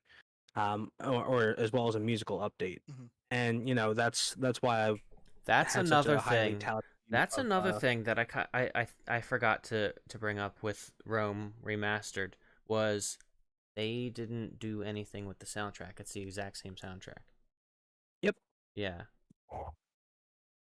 Now, granted, the music sounds better for 2004 than, say, for example, what a Game Boy Advance or DS would have sounded for 2004. Mm-hmm. Still, there's more they could have done with it than just not doing anything with it. Actually, this is the one gripe I had about the Ocarina of Time remaster for the 3DS, was that the music was exactly the same as the N64, which was kind of a letdown to me personally. Would have been nice Um, to have like full orchestration. yeah, Yeah. absolutely. So, in that sense, a good remaster, a good remake has to feel close enough to the original that anybody who played the original could be like, yeah, this feels like playing the original game, but make those quality of life improvements that fix some of the issues with the first game. And, including the quirks as well. Very early on, I used the example of fire red and leaf green versus red and blue. I didn't expect a remake of Red and Blue to still have the missing no glitch in it. That would be a little ridiculous, you know. But at Yeah. the same time, I expect it to feel like I'm playing, Pokemon from the Right, Kanto region. That's right. kind of how I expect it to feel. So that's, what I expect out of a good remake. Reimaginings tend to be a bit different, and the criteria tend to be a bit different too, because if it's a reimagining, it's kind of a very subjective individual basis depending on like Yeah, you're either gonna like the changes that they made or you're not. exactly. If it feels like it is a similar game, if it feels too similar to the original, then you're going to wind up judging it too harshly based off of what you felt about the original. But if it's different enough that it feels kind of like its own game, then they both tend to take on a life of their own. So reimaginings kind of have a different category, if you will, Okay, give or yeah, take. that's fair. What about you, Joe? Can you repeat the question, Joe? please? Basically, No. yeah, since I was talking about all the pros and cons of the FF7 remake. Yeah, I was just kind of posing the question since we're doing all this, these psychic Yeah. concluding thoughts, so What to makes speak. a good remake or remaster or Yeah. What reimagining? makes a good remake or reimagining to you? Like, what do you expect to Okay, see? so I want to try to be as thorough as possible, so I'm gonna try and break it down to the three categories. So a good remaster needs to just update the things that the original game lacked. It graphical fidelity needs to be improved. AI needs to be improved. Bugs need to be ironed out. That'll make me happy as a remaster. You know, don't just give Yeah, that's me fair. a graphical, upscale and call it a remaster. I'm not gonna buy it. Um, and yeah, so that's what I would consider a good remaster. Good remake needs to take the spirit of the original game, make sure that it's similar enough to that way the game follows the same story beats and retells it in a slightly different way, but still keeps the spirit of the original game alive and well, adds new mechanics, and overall just can replace the original experience if you wanted. Like, say for example, the original Resident Evil versus Resident Evil Remake. Yeah, that's You exactly what I'm thinking about. you can omit the original game with the remake, and that is okay. So that's why I think that's a great example of a remake done right. And Yeah, that's a good point that you brought up. How you still retain that original game. You still retain that feeling.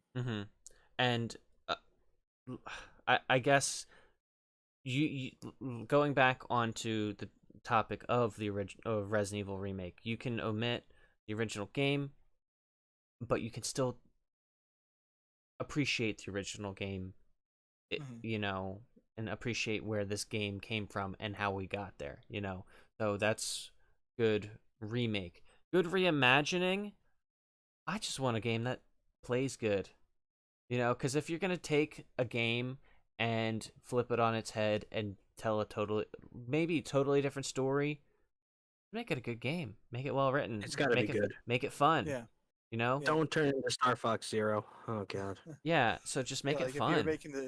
if you're making that choice, take something everybody knows and loves, and you're gonna spin it in a new direction.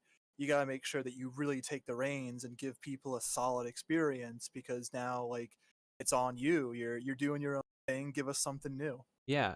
I can liken it to reboots of like TV series or movies. Like Let's not go there. You're taking something that people really like Resident Evil 2, and changing a lot about it. You've really got to nail it. Yes.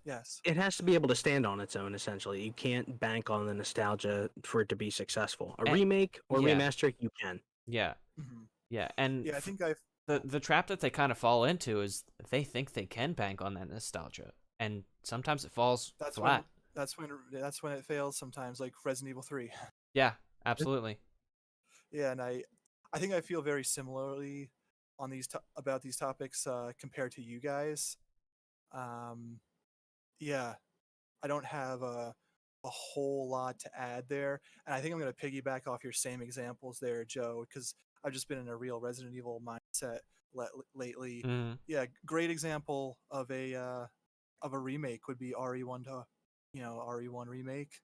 It keeps that core game, adds some extras, updates the graphics, but it still feels like that core RE1 experience. For me, RE2 remake as a reimagining, um, compared to really any remake or reimagining, pound for pound, Resident Evil 2 is my favorite that I've played. Mhm. Now that being said, I will clarify that if I had a choice between playing something like FF7 Remake over RE2 Remake, I would choose Final Fantasy 7 Right. because I just like the game more. But if we're talking about pound for pound as that kind of redone experience, for me, Resident Evil 2 Remake really checked all the boxes. It had incredible graphics and atmosphere.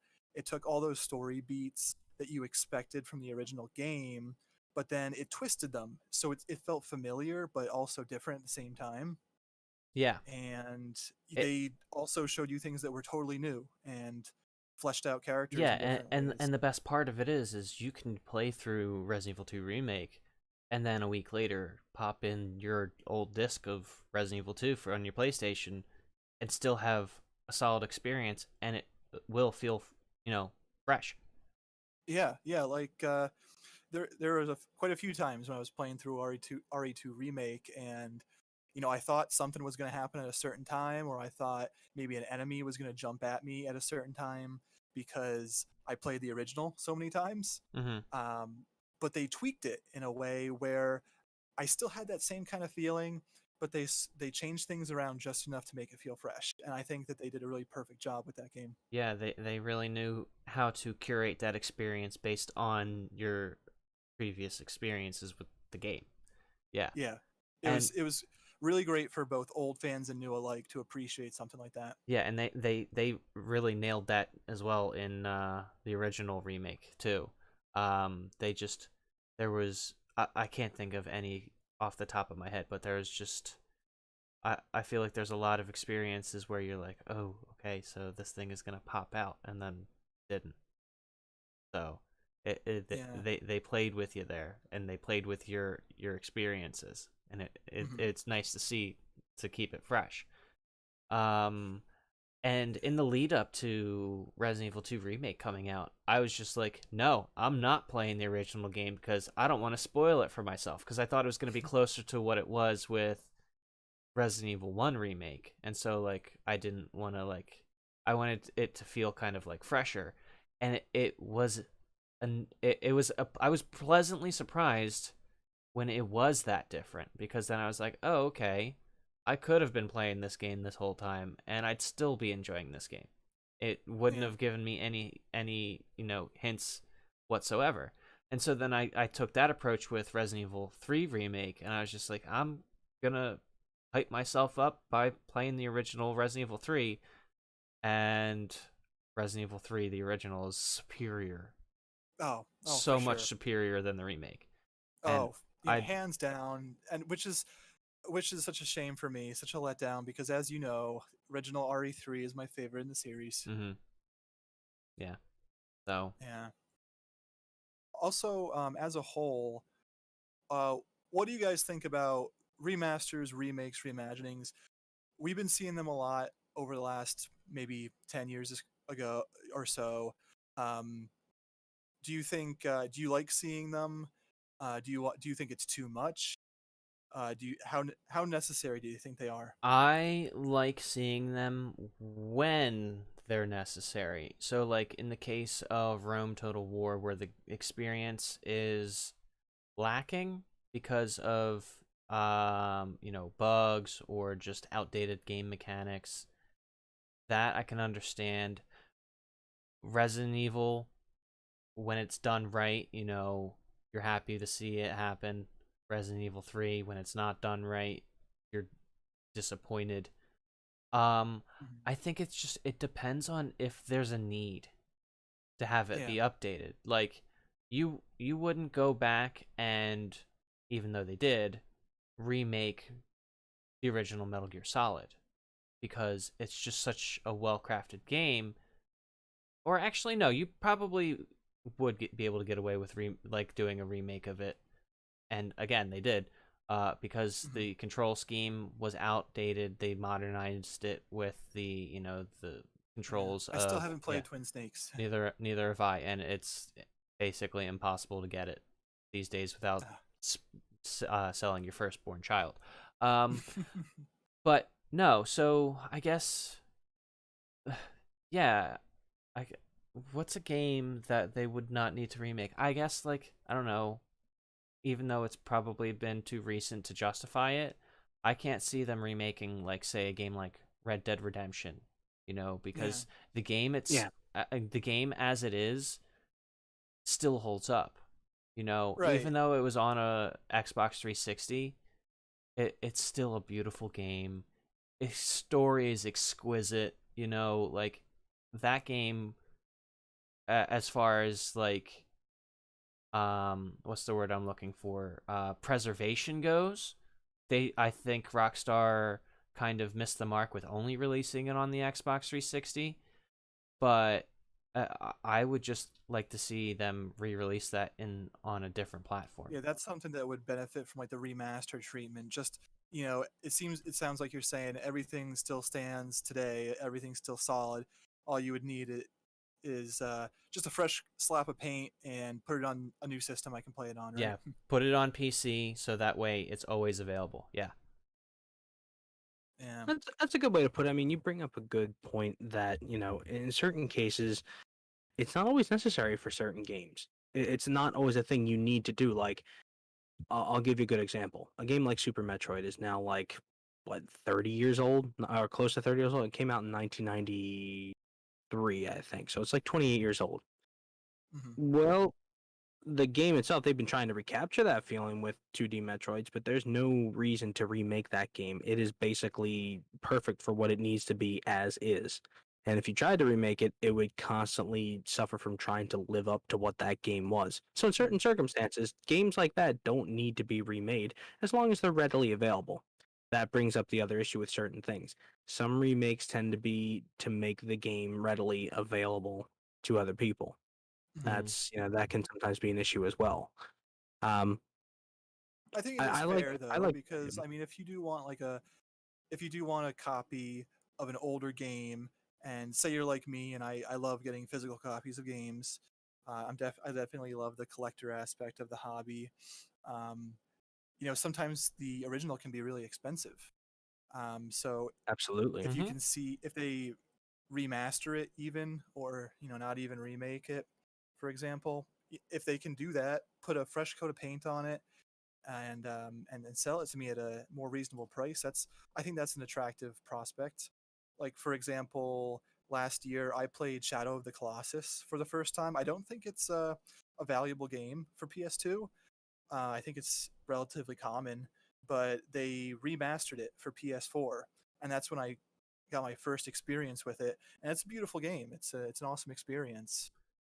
I'm So I'm curious Absolutely. to know, Mark, your thoughts on Final Fantasy VIII Remastered, because that, from what I've seen on Steam, like the Steam reviews, is mhm. very lackluster, because all it seems that they really did was update the character models, Make it a little less jaggy, kind of and smooth it out. and that's it. They didn't really do much else.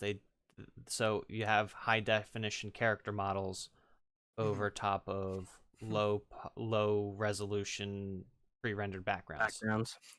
Yeah, well, believe it or not, I haven't looked into the Final Fantasy VIII remaster a whole lot. I've seen some of the footage, Hmm. enough to know that they didn't do a whole lot with the visuals. But you might be surprised to learn that I didn't play through Final Fantasy VIII until just a few years ago. That's right. Really? That's the first time I finally went through it all. It was one of those games that I tried playing multiple times as a kid, and I would just start from the beginning, and I would get maybe 5-10 hours in, and then I would lose interest. I would get tired of it, and then I would stop playing, and then Mhm. I might go back to it like 8 months later and do the same thing. I think I did that probably 3 or 4 times when I was younger, and I just never got into it. It wasn't until just a few years ago that I got through the whole thing. I gotcha. Yeah, So, I mean, yeah. growing up, that kind of was like my FF7, you know, Mhm. like that was the game, and that was my first Final Fantasy game. Not counting the Legend of Final Fantasy on the old school Game Boy. Oh, Um, yeah. um, so I got that. That was like one of the first games I got on my PlayStation, and I had it for a week, and I'll never forget it. This memory's been burned into my psyche and has made me like paranoid about like me taking care of my games ever since. I was over at my grandparents' house. I had brought my PlayStation. I had brought Final Fantasy VIII. Gonna play it upstairs in the spare bedroom. I plug it into the TV. I rest my PlayStation on the dresser, and I sit down on the bed, and I pull the controller towards me, and it gets too taut, and it pulls the entire fucking console Oh. off of the Oh, dresser. no. The game It broke. pops out. The game had a gash into it, dude, and I was devastated. And my mom, a week later, took me to I guess it was a game store. I forget what it was. It must have been like GameStop or something. And the guy's like, "Yeah, unfortunately, we don't have any more copies of 8. We've got 9." But I was like, "No, I want 8. I want Yeah, to." you have unfinished business. Yeah. So like, and then That's rough. it wasn't until like near the end of high school I finally got my hands on another copy of the game, and it just, when I started playing it, it was like built up in my head like, this is the mythical game that got away. I need to finish it. And I did, and I loved it. Yeah, I enjoyed it. I think it's like I just recently, I think just April, which is last month, I finished Final Fantasy 12 for the Mhm. first time, and I think a lot of the more modern fantasies they've been kind of going wayward. Square Enix has that reputation where they're not always taking the series in the best place. And I think I enjoy Final Fantasy 8 more than some of the newer entries that I've played in the series, but I would still put 7, 9, and 10 above it Mhm. for me Yeah, and that's personally. fair. Yeah, that's fair, because Mhm. 8 was always kind of like that black sheep of the series. Yeah, definitely. Yeah, that's Cuz it was too quirky. The junction system was hard to and the kind of draw like, system. yeah, it was too hard to kind of like wrap your mind around until you finally figured it out, and then you're like, "Oh shit, that's really really easy." Yeah, So, I like the junction system, I do, but it was really that draw system and mhm. itemizing your magic spells that was something I really didn't like. Yeah, I just liked that system because of its flexibility. You could take an entire team and customize it to like exactly how you wanted it and how you needed it. That is a nice factor of it. Yeah. And to a certain extent, 7 has that ability as well. Yeah, with materia, yeah, you Mhm. can retool your characters however you want, for sure. Yeah, but it was more of like a counter system than a magica system, as Hmm. far as like being able to cast spells. Yeah, Yeah. but yeah, as far as like what we were getting at before with the necessity of remakes, Mhm. remasters, reimaginations, I do like it up until the point where it becomes a detriment, Yeah. and to the point where I feel like, we mentioned uh, Red Dead and Rockstar.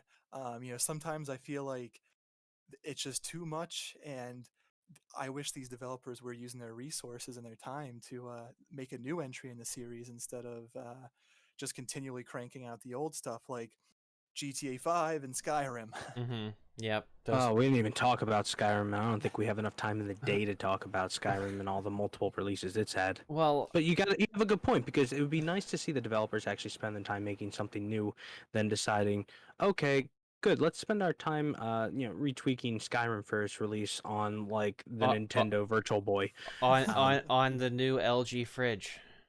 Yeah, exactly. And Your fridge now comes with the ability to be just as cold as the region of Skyrim, and also if you open it the wrong way, you do get an arrow to the knee. So take that. Watch out for But frost trolls when you open up that e- freezer. exactly, you get hit by a frost troll or you get hit by a giant, you're gonna go flying across your kitchen. Yeah, I But leveled up the character on my fridge account. It was yeah, now my eggs stay good for an extra week. No, but I mean you're right. I would rather in certain circumstances see them spend the time paying attention to their own stuff, and to some extent, some companies have started to do that where they subcontract another company to do the remake while they're paying attention to their main series stuff, which I'm happy to see. That's good. That's good when you know that it's just someone branching off. And like I think, like Joe, you talked about the Crash Insane trilogy. Mm-hmm. Well, obviously Naughty Dog's not doing the Crash Bandicoot games anymore, but now I think it's what Toys for Bob is the company, and they did the Spyro remastered. So that's pretty cool when you can have this offshoot dedicated specifically to reviving these things. Absolutely. Mm-hmm. Oh, and Russell, Well, you said that go ahead. 3 hours worth of game footage was too much. Hey, it might have been a little too much, but you never know. Dude, we've been But streaming I for guess almost 3 hours. That is true. And before we run out of footage, we should probably do a. Well, I you think also Mark's, have to keep conversation was pretty much a final wrap You up. also have to keep in mind, I have this footage set to loop, so we can talk as long as you're willing to stay up. So we had 3 hours worth of footage, and it won't loop. That's a lie, and No, we're it gonna will. stick to 3 hours. I'm just kidding. I know. I'm joking. No, but in all seriousness, I think we've touched upon quite a lot of different aspects of Yeah, we've covered we a have. lot. We kind of like took a trip down the road and then decided to do like a circle around the entire area and hit every single thing, and now we're back to that main road. But as you asked before, Mark, even kind of touching upon like when are they good, when are they bad, what makes a good one, what makes a bad one. In the simplest terms, I think a lot of people really tend to agree what makes a good remake more than people agree what makes a good game. And I think for most of us, we would like to see that if a game is going to get remade, that it stays in the spirit of the original, improves upon the issues the first game had, but still make it so that you feel like you're playing that game without it feeling like they tried to change too much. And I think all of us can kind of agree that's what we want out of games like that. And also hope that it's not a detriment to making new games as well, Bethesda. So, well, they're and I've definitely learned from this cast as well, because coming into it, I honestly thought that I was going to conclude that there wasn't a significant difference between a remake and a reimagining, but I think we've created some good definitions and some good defining characteristics for each of those things, and made me look at it from a different point of view. Yeah, this was a great talk. Joe, do you want to do any final thoughts on this? Yeah, one? so put a nice bow on it. Well, before we close things out, I want to give both of you an opportunity to talk about your YouTube channels, talk about what you've been working on, what you want people to see. Also, links in description. Yeah, so I do have a YouTube channel. I'm not very active with it. It was kind of an experiment that I did mainly during the pandemic over the past year, where I did create a video, and so it was kind of an experiment, and I'll have to figure out whether or not I'm going to continue with it. Maybe if I get a response, or if people like what I'm doing, then maybe I could take it from there. But yeah, I'm Marcamune on YouTube and on Twitter. And I will say, Russ, I did give his video a watch. It's 30 minutes of pretty good shit, man. I really enjoyed it. No, I'm looking forward to watching it too. Yeah, I was gonna surprise you guys at some point. It's no big deal if you want to watch it now, but yeah, I'm curious to see what you think about it. Gotcha. Yeah, definitely. I will put that on my my to watch thing, because that'll probably be something I either watch, by tomorrow morning or during the day sometime tomorrow. So I definitely want to take a look at that. Cool. Or we could wait for a time when we're all together and we can. Well, that too. Yeah. Yeah, I can sit there and ridicule you in real time. No.